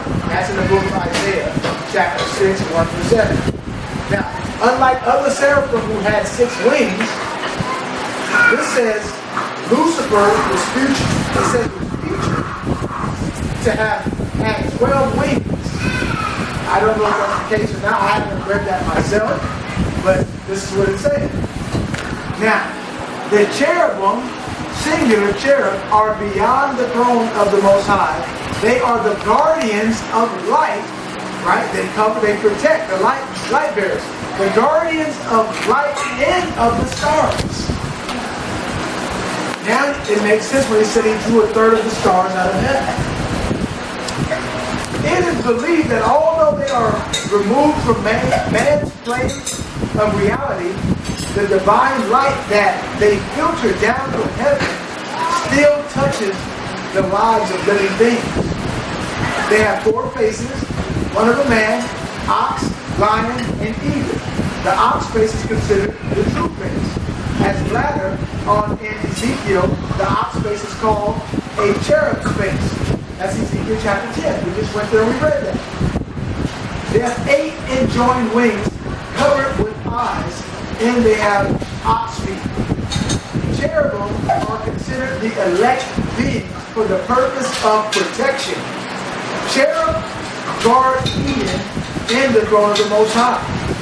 Their rank among angels, it says, is uncertain, but they are always categorized in the first sphere.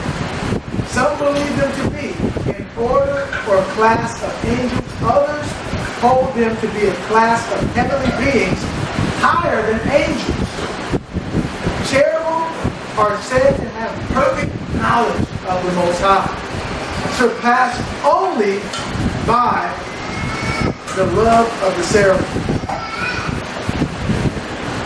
Now, the cherubim are mentioned in Genesis 3, verse 24, Ezekiel chapter 10, verses 17-20, and 1 Kings chapter 6, verse 23-28. Since Lucifer or Beelzebub, right, which is called the chief of the prince, chief of the demons, seems to have been greater than the other beings, he is thought to be the chief of music. Okay? So this person's conclusion is that it's obvious that Lucifer is, at very least, contains something akin to musical instruments. The tambourine, the flute, and the harp, all within the confines of his own body. It says, since Lucifer is a created being, he was originally created with instruments to provide beautiful music for none other than the glorification of the Most High. Music is to glorify the Most High. Right? Right. Lucifer being the most authoritative and superior, they say angel, he was at best, was also probably the angel of music. I can't say for certain. The point of the study is to see purely from a theological view if, in fact, Satan has a connection with and a direct influence on music. Now, we know from further research, we can emphatically, or I can say, yes, he does have a connection with it. He does use it. He would try to pervert anything that's used. Okay? Woe to the inhabitants of the world.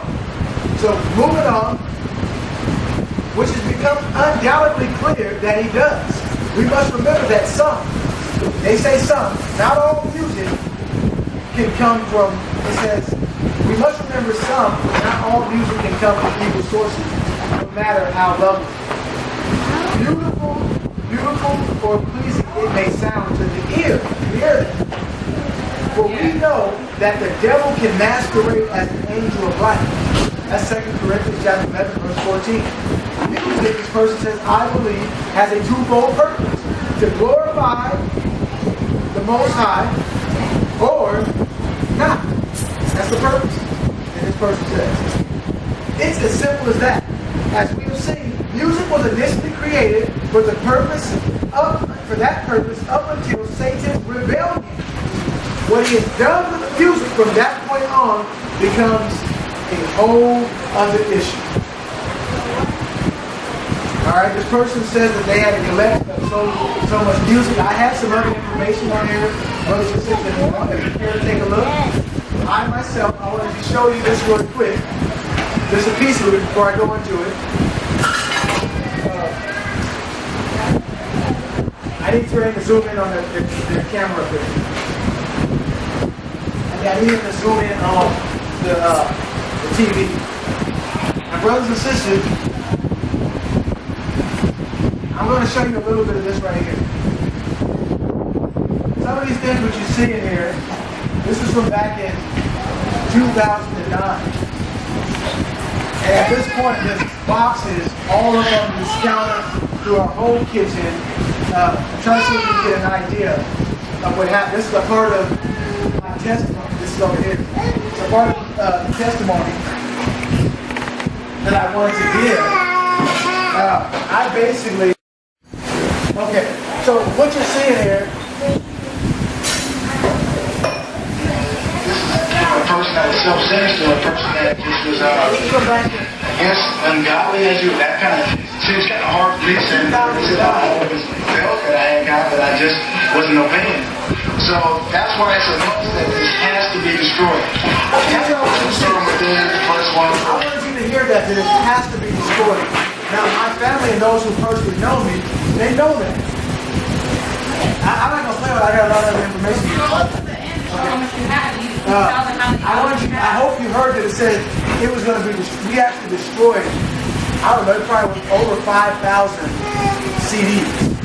Okay? Okay, before that I had like maybe 10 secular albums published. It was all independent. And, you know, on each one of these albums, they had at least a minimum of 18 to 20 plus songs on it. So if you take that time to 10, that's nearly 200 songs of glorifying. Now, on this song, mind you, I still was a believer. We grow in our walk. And it just shows you the connection and the power of music. But coming to the truth, this was a part of me walking in the truth to where I had to get rid of all the secular music. And then that year of 2009, I said I was going to do gospel music. And I did gospel music. As a matter of fact, the album that I did gospel was produced in 2008. But by the time 2009 came out, I said, I can't put this out because I was saying names like, you know, the names of Jesus, Lord, God, whatever the case, and this is my testimony. And so I didn't pursue putting that particular album out. That was the last album that I actually had published in 2009 and 2010. Now we are here in 2017, right? Nearly, 8 years later. And so here it is, just as of last year, or was the year before, just a couple of years ago, the Most High allowed me to go back and open up in me. He put the Spirit on me to begin to bring forth these songs in. And so Most High willing, there's going to come a time to where we're able to publish these works that you're listening to, if you were one of the people who have listened to it, and begin to go out and give those out. Use those as a way to also support ministry and continue to build. But, I think in the beginning it shows. Almost one of the murders. I'm trying to see where that. In the background, we have the song playing right now. It's called "The Father Would Never Want to See." What you spend most of your time doing? I'm trying to see where we panned down with some of this. Oh, I'm sorry. I'm trying to see if I can go to. I don't know. See if I can go to this thing. Here, let's get this. Oh, I'm not on the internet. It's not on the internet. That's why. So, I mean, you get to the gist of it. I just kind of go with the study. But I mean, if we pan our whole living room, everything was. Matter of fact, it probably was over 5,000. Yeah, I mean, maybe I'll link that and put that up on the YouTube page or something. But it's an old one that I can give, so if you want to see more of that testimony. But, I mean, I'm serious about this walk, brothers and sisters. We're not to cleave to any of those things. That, as far as I'm concerned, that went to the really kid drop. You know, we broke that thing, broke those things down, and destroyed them. Posters, flyers, stickers, shirts, anything that had a tie to, you know, satanic stuff that wasn't clean, we got rid of. That was a conviction that me and my family built. Remember the guy wanted to drop them off? He actually had one. Yeah. People wanted, oh, you destroyed it. No, this is destroyed. All right, so now what I'm going to go to now is we're going to none other than, good thing I have this pulled up. We're going to the book of Enoch. Excuse me, not the book of Enoch. The hidden books of the forgotten books of Eden. And this is, I want to say, book 2, chapter 20. And this is going to speak of, talk about music and the influence that it has. So it says this: rapidly music, strong drink, loosed among the sons of Cain. They've done colorful clothing. The children of Seth look on with longing eyes. So now we see that the set apart children begin to sing. And where you got? You begin to scream, so I can say, "Folks, I need you to pick them up." Okay. So we're going to talk about, as I was mentioning to you, that the children of Seth look on with longing eyes when they were given a command, a charge to keep the Most High's commandments and stay holy and set apart and sacred. They were sanctified to the Most High. And so what happens is these sons of Seth begin to revolt from wise counsel. They begin to go against it, a lot like what some of the people do today. You say, listen, be careful, don't go listening to worldly music and doing worldly things, because that spirit of the world is going to attract you and pull you right along into it. So they descend the mountain into the valley of iniquity, and they cannot ascend the mountain again. It says, after Cain had gone down to the land of the dark soil, and his children had multiplied therein, there was one of them whose name was Kenan, son of Lamech, the blind, who slew Cain. Verse 2. But as this Kenan, Satan came into him in his childhood, and he made sundry trumpets and horns and string instruments, cymbals and psalteries, and, if I'm pronouncing it right, lyres and harps and flutes. And he played those at all times and at every hour. And when he played on them, now notice how it said Satan went into him. Now we're tying the connection. Satan was in the heavens. He was doing things as far as he was made with these pipes and, singing. The morning stars sung to the Most High. Now we see Satan going into one of the offsprings of Cain and making instruments. And Satan went into that person and he began to sing and began to play these instruments. A lot like when we see people today, we might say, "Oh, that person is so talented. Look at that." Right? Now what goes on, it says here, is that He played on these instruments at all times and at every hour. And when he played on them, Satan came into them. Or came into them, so that from among them were heard beautiful, sweet sounds that ravish the heart. That go anywhere with you? So you hear something, you get so mesmerized and so connected with this particular song, with this beat. Now we said what music was. It says whether instrument or vocals. Right? 4. It says, then he gathered companies upon companies to play on him.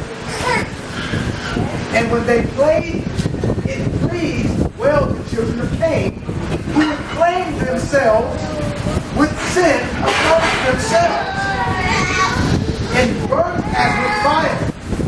While Satan, you got to get him up for me. Okay, hold on for a second. While Satan inflamed their hearts, one with another, it increased lust among them. Okay? So think about that. The music's playing, they're hearing these instruments, they're hearing these songs, and after these people, it's a lot like the music that goes on today. From certain music. Right? Verse 5. Satan also told this person did none to bring strong drink out of corn. And this Canaan used to bring together companies upon companies and drink houses. There's what it sounds like to me, your clubs. Strong drink there, and your favorite music, right? Doing all these particular things. And brought into their hands all manner of fruits and flowers, and they drank together. So it's almost like, let's make me a fruit drink. Right? 6. Thus did Canaan multiply sin exceedingly. So by these musics that he was playing then, back then, and now, it begins to multiply sin exceedingly. Why? Because the stuff that they're playing, remember that spirit was in him, and the instruments and the songs that they begin to play, and the people that listen to it begin to get possessed. And it began to be a cesspool for conjuring up spirits and demons, and people begin to possess, and they burn hot in their lust and increasing in sin. Now, it goes on and says this. What else does it say?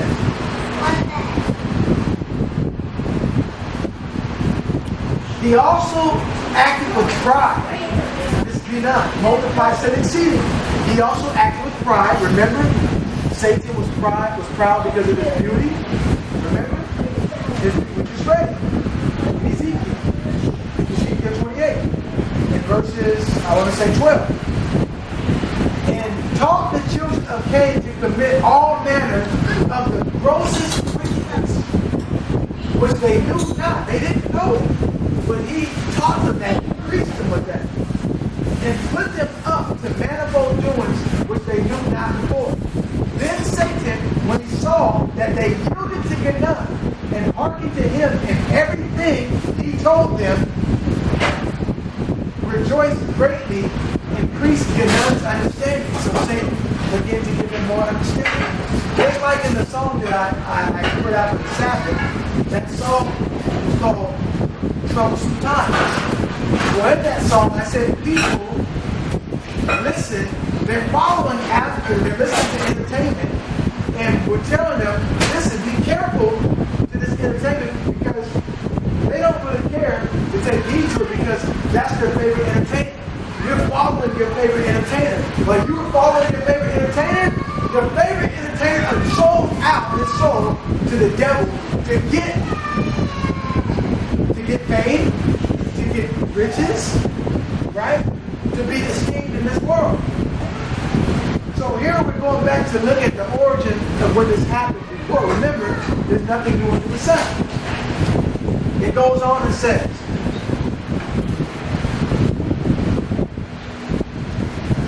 so he increased Canaan's understanding until he took iron and with it made weapons of war. Then When they were drunk, hatred and murder increased among them. One man used violence against another to teach him evil takings, taking his children and devouring them before him. So that almost sounds like rape or whatever the case is. Or molestations and all these people things. This is the origin of this stuff. Okay?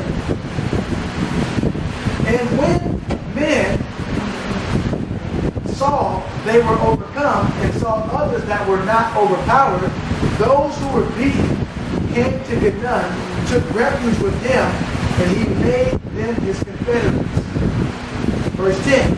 Then sin increased among them greatly until a man married his own sister or daughter or mother and others, or the daughters of his father's sisters, so that there was no more distinction of relationship, and they no longer knew what iniquity knew what iniquity was, but did iniquity. And the earth was defiled with sin, and they angered the Most High, the Judge, who had created them. But Gadon gathered together companies upon companies that played on horns and all other instruments we have already mentioned at the foot of the holy mountain.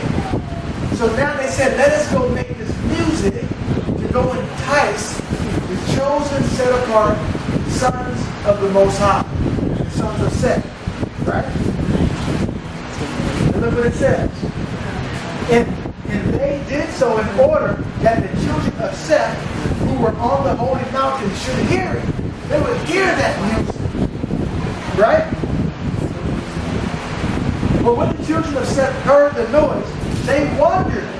There's curiosity. Remember we said curiosity? How does sin be multiplied and reversed? A lot of the time, curiosity. This is how people fall. Just being curious. Alright? So they heard the noise and they wandered by the companies and stood on the top of the mountain to look at those below, and they did thus a whole year. When at the end of that year, Gadon saw that they were being won over to him little by little. Quiet, please. Satan entered into him and taught him to make dyeing stuff for garments of diverse patterns. And now they start dealing with what we call clothes or whatever the case with the sound is, right? Look what else it says.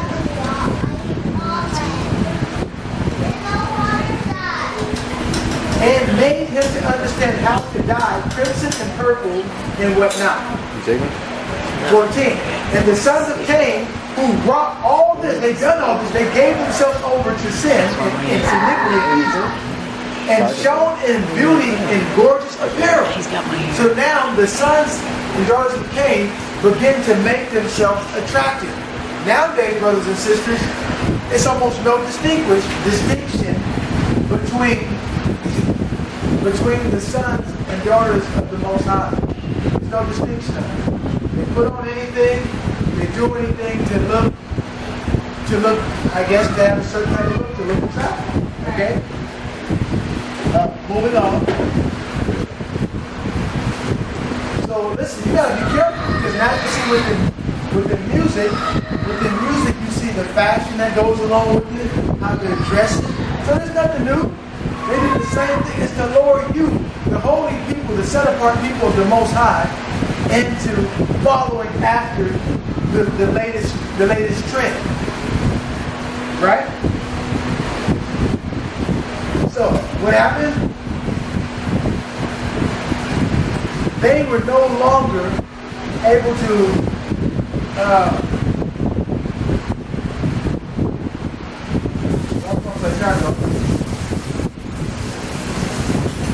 oh, okay. They were no longer to distinguish or what was right. So, in the sons of Cain, who done all of this, they shone in beauty and gorgeous apparel. They gathered together at the foot of the mountain of splendor with horns and gorgeous dresses, yeah, and it says horse races, committing all manner of abominations. Okay? Meanwhile, the children of Seth, who were on the holy mountain, prayed and praised the Most High.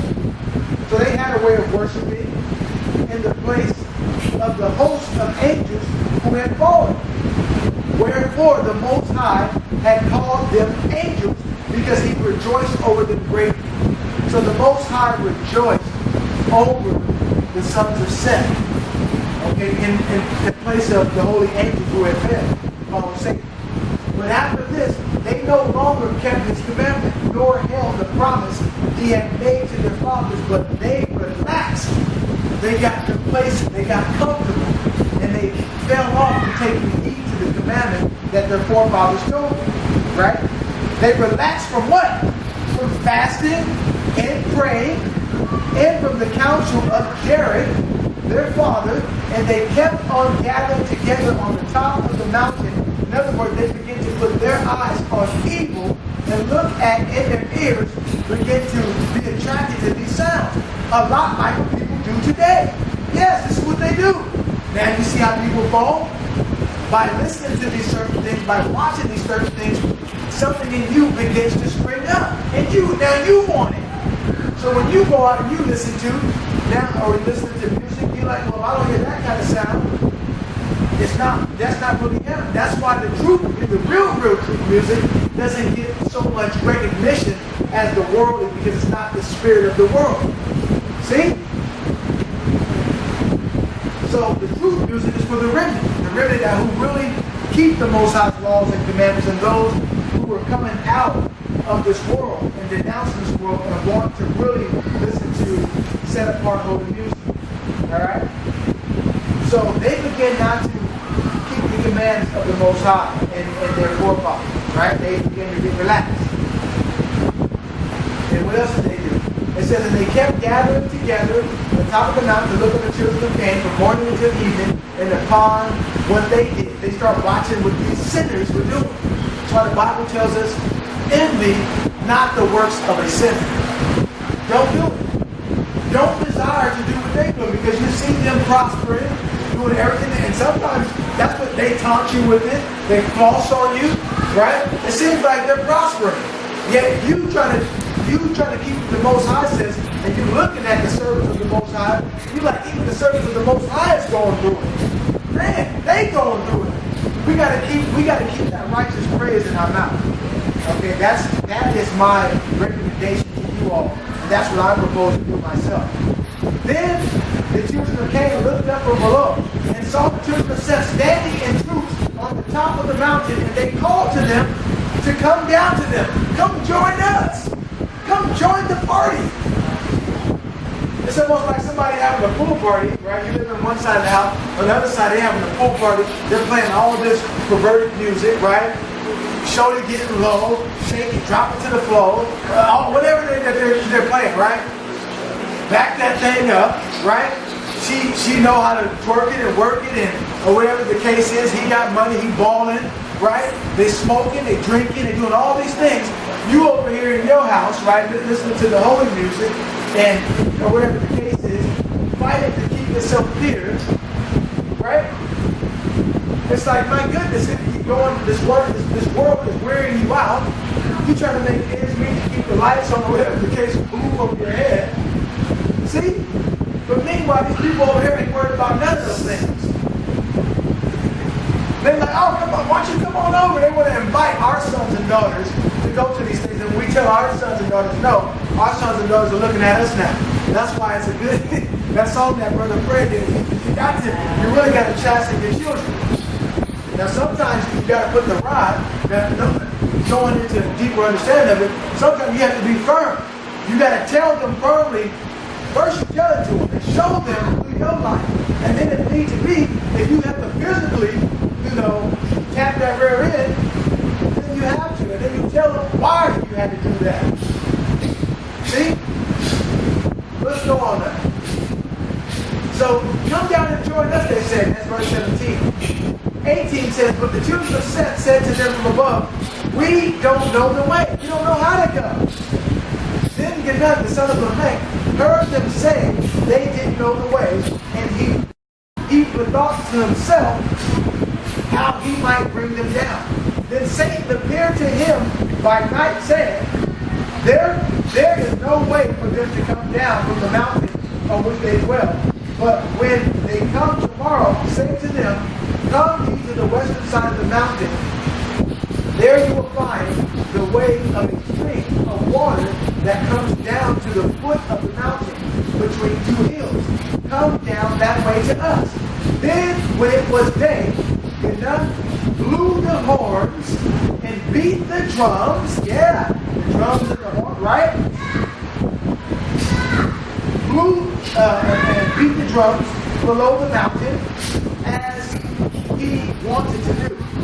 The children of Seth heard it in pain as they used to do.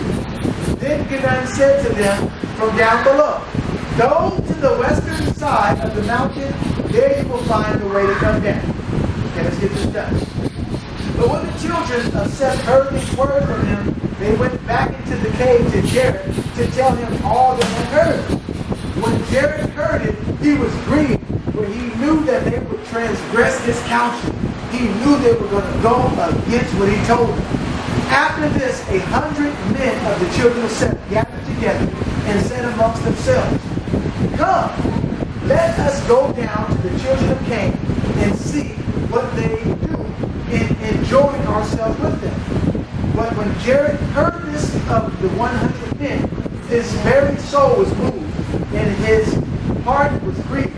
He then arose with great fervor and stood in the midst of them and adjured them by the blood of Abel the just, let not one of you go down from this holy and dear mountain in which our fathers have ordered its to dwell. So in other words, this is where we're supposed to be at. But when Jared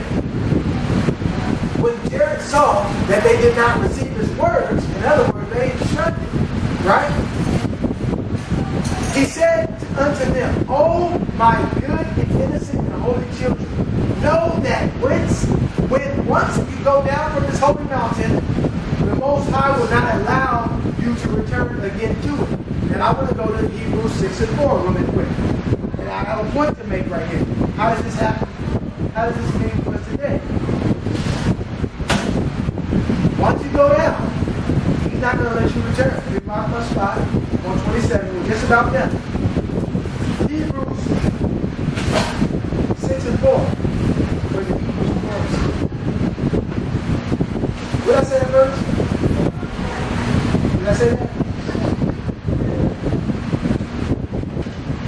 Once we taste the goodness.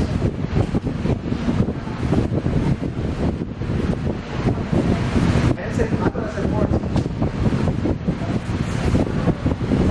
6 and 14. Now notice what we just read there. Let's go to from Hebrews 6 and 4 down to 6. Look at the parallels to what was said. Jared told them.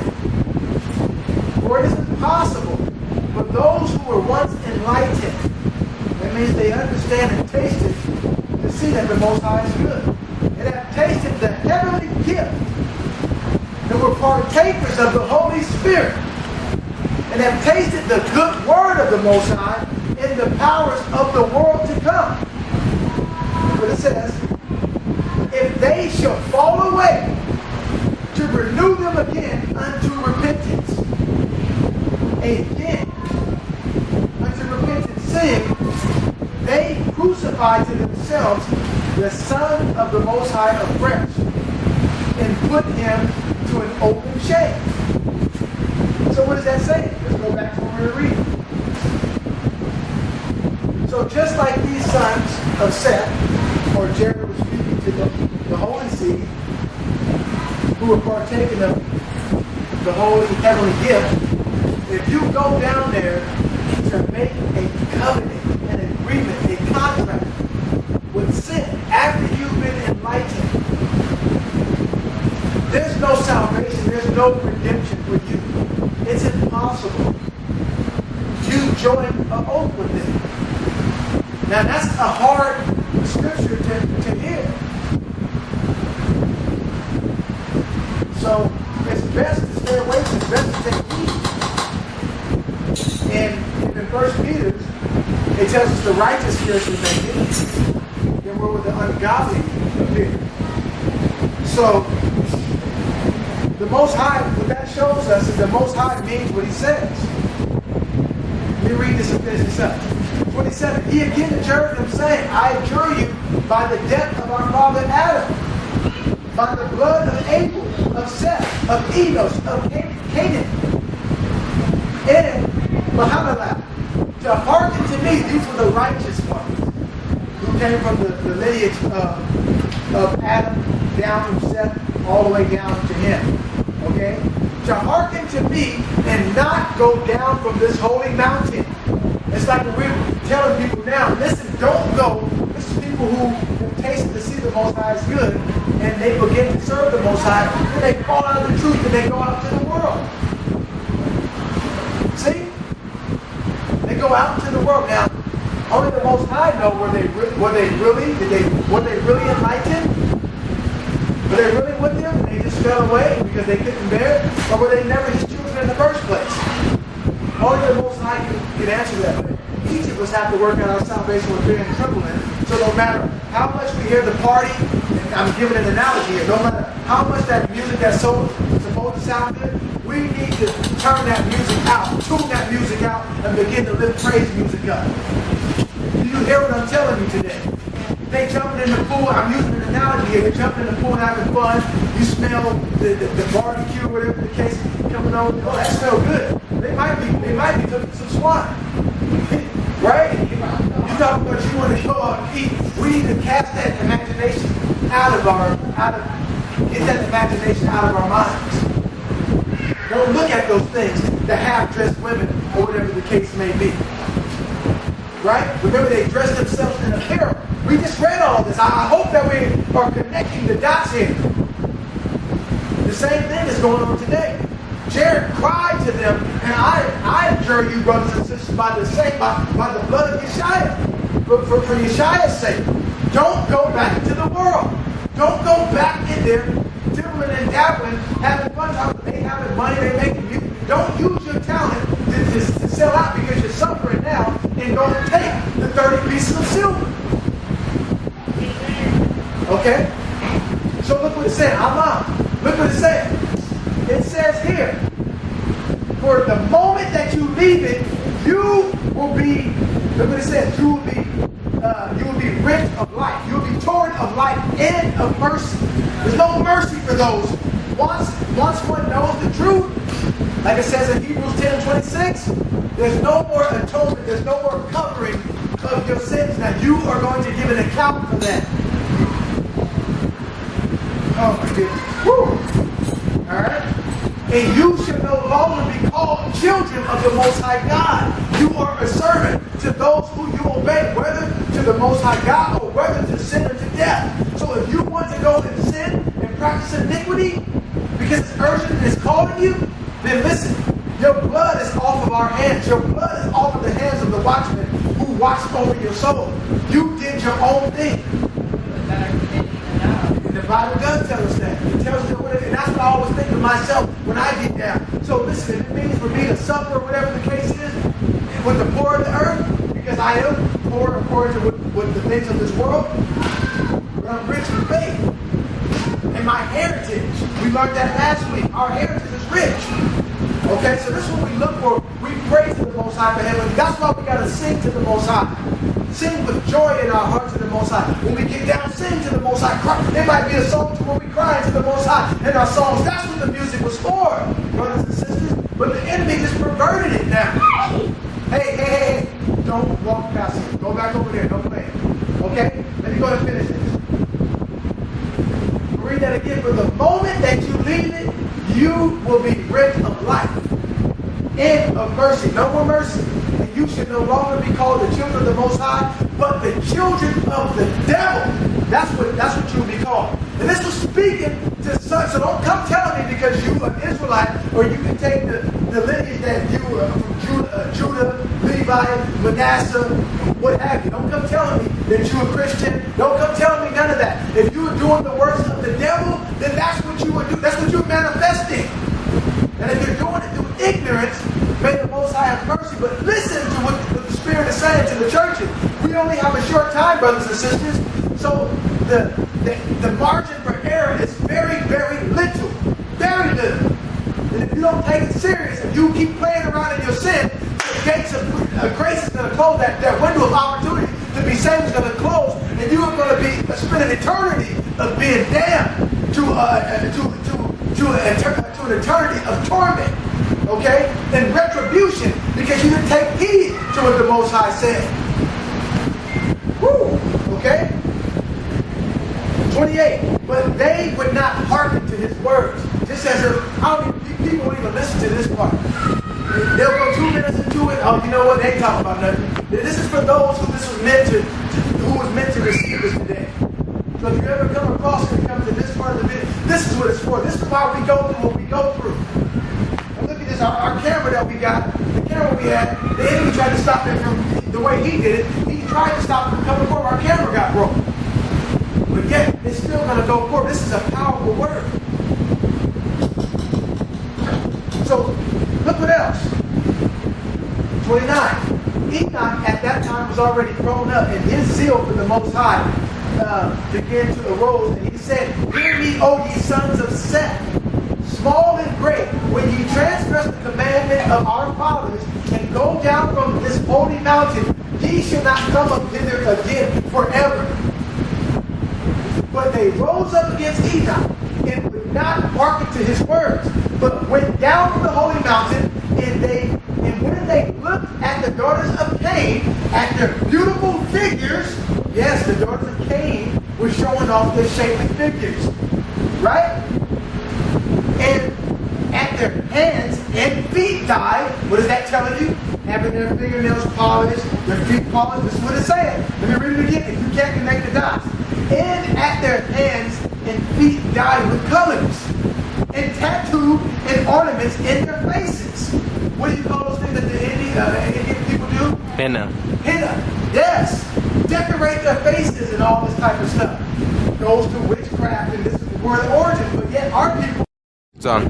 So understand that these things that they were doing, the sons of Seth, righteous seed from Adam and Eve's offspring, from Seth and Enos and Jared, okay? They were given a commandment. Now, remember the fallen angels, when you read in this book, the fallen angels told, matter of fact, they went and took women of the daughters of Cain and showed the sons of Seth, the righteous seed, to also be married to them. They said, look, watch me and do as I do. Okay?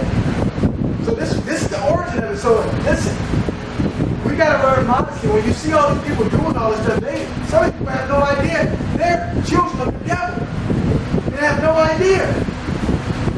Okay? So look, it goes on and says that, and tattooed ornaments on their faces, the fire of sin was kindled in them. So in other words, they burned with lust. Right? And in our modern day, we are talking about the clubs, talking about strong drink. That's why the Most High tells his sons and daughters to stay away from strong drink. Give strong drink to those who are ready to perish. So you want to get drunk and you want to lose your life? Go out and get drunk. Okay? Now, what else does it say? It says, then Satan made them look most beautiful before the sons of Seth. He made those daughters of Cain look beautiful before the sons of Seth. He also made the sons of Seth appear of the fairest in the eyes of the daughters of Cain. Right? So that who did this? The ones who was once the anointed cherub. So that the daughters of Cain lusted after the sons of Seth, like ravenous beasts, and the sons of Seth after the daughters of Cain, until they committed abomination with them. Yes, they went in them and they began to sleep with them. Okay? What else does it say? But after they had thus fallen into the defilement, they returned by the way they had come. Did their dirty work, right? And tried to ascend the holy mountain, but they could not, because the stones of that holy mountain were of fire flashing before them. Remember, that's like out of cherubim. Just about that. Remember? By reason of which they could not go up. Again, 34. And the Most High was angry with them and repented of them because they had come down from glory and had thereby lost or forsaken their own purity or innocence. So that's what it's about. The devil wants to steal your innocence as soon as possible. Okay? And were fallen into the defilement of sin. 35. Then the Most High sent his word to Jared, saying, These thy children, whom thou didst call my children, behold, they have transgressed my commandment, and have gone down to the abode of perdition, end of sin. Send a messenger to those that are left, that they may not go down and be lost. So go tell the remaining, those who are still in the truth. Here's the word. Don't go do it just because we have brothers and sisters that was with us at one point and they went and did or whatever. Don't you go do it. You hold your ground. Okay, it's about that. 36. You can't say the children didn't call my children. Okay, they left down and they lost. Then Jared wept before the Most High and asked of him mercy and forgiveness, but he wished that his soul might depart from his body rather than to hear the words from the Most High about the going down of his children from the holy mountain. 37. But he followed the Most High's order. Okay? It preached unto them not to go down from the holy mountain and not to hold intercourse with the children of Cain. But they heeded not his message and would not obey his counsel. So with that, we're going to say that is the end of it. Thank the Most High for another Sabbath. It just died. It died. Let's finish with this. That concludes the Sabbath service lesson. I pray that you brothers and sisters have heard something. I pray that it moved on you. I pray that it encourages you. Know that we are continually, always in prayer, lifting you up for every member of the body of Christ. Praying that the Most High will be done in your life as well as our lives. We want to say stay strong, keep fighting by faith. The Most High bless you and keep you until the return of his Son, who comes to deliver all of us. And with that, we want to say shalom, salat, honor up.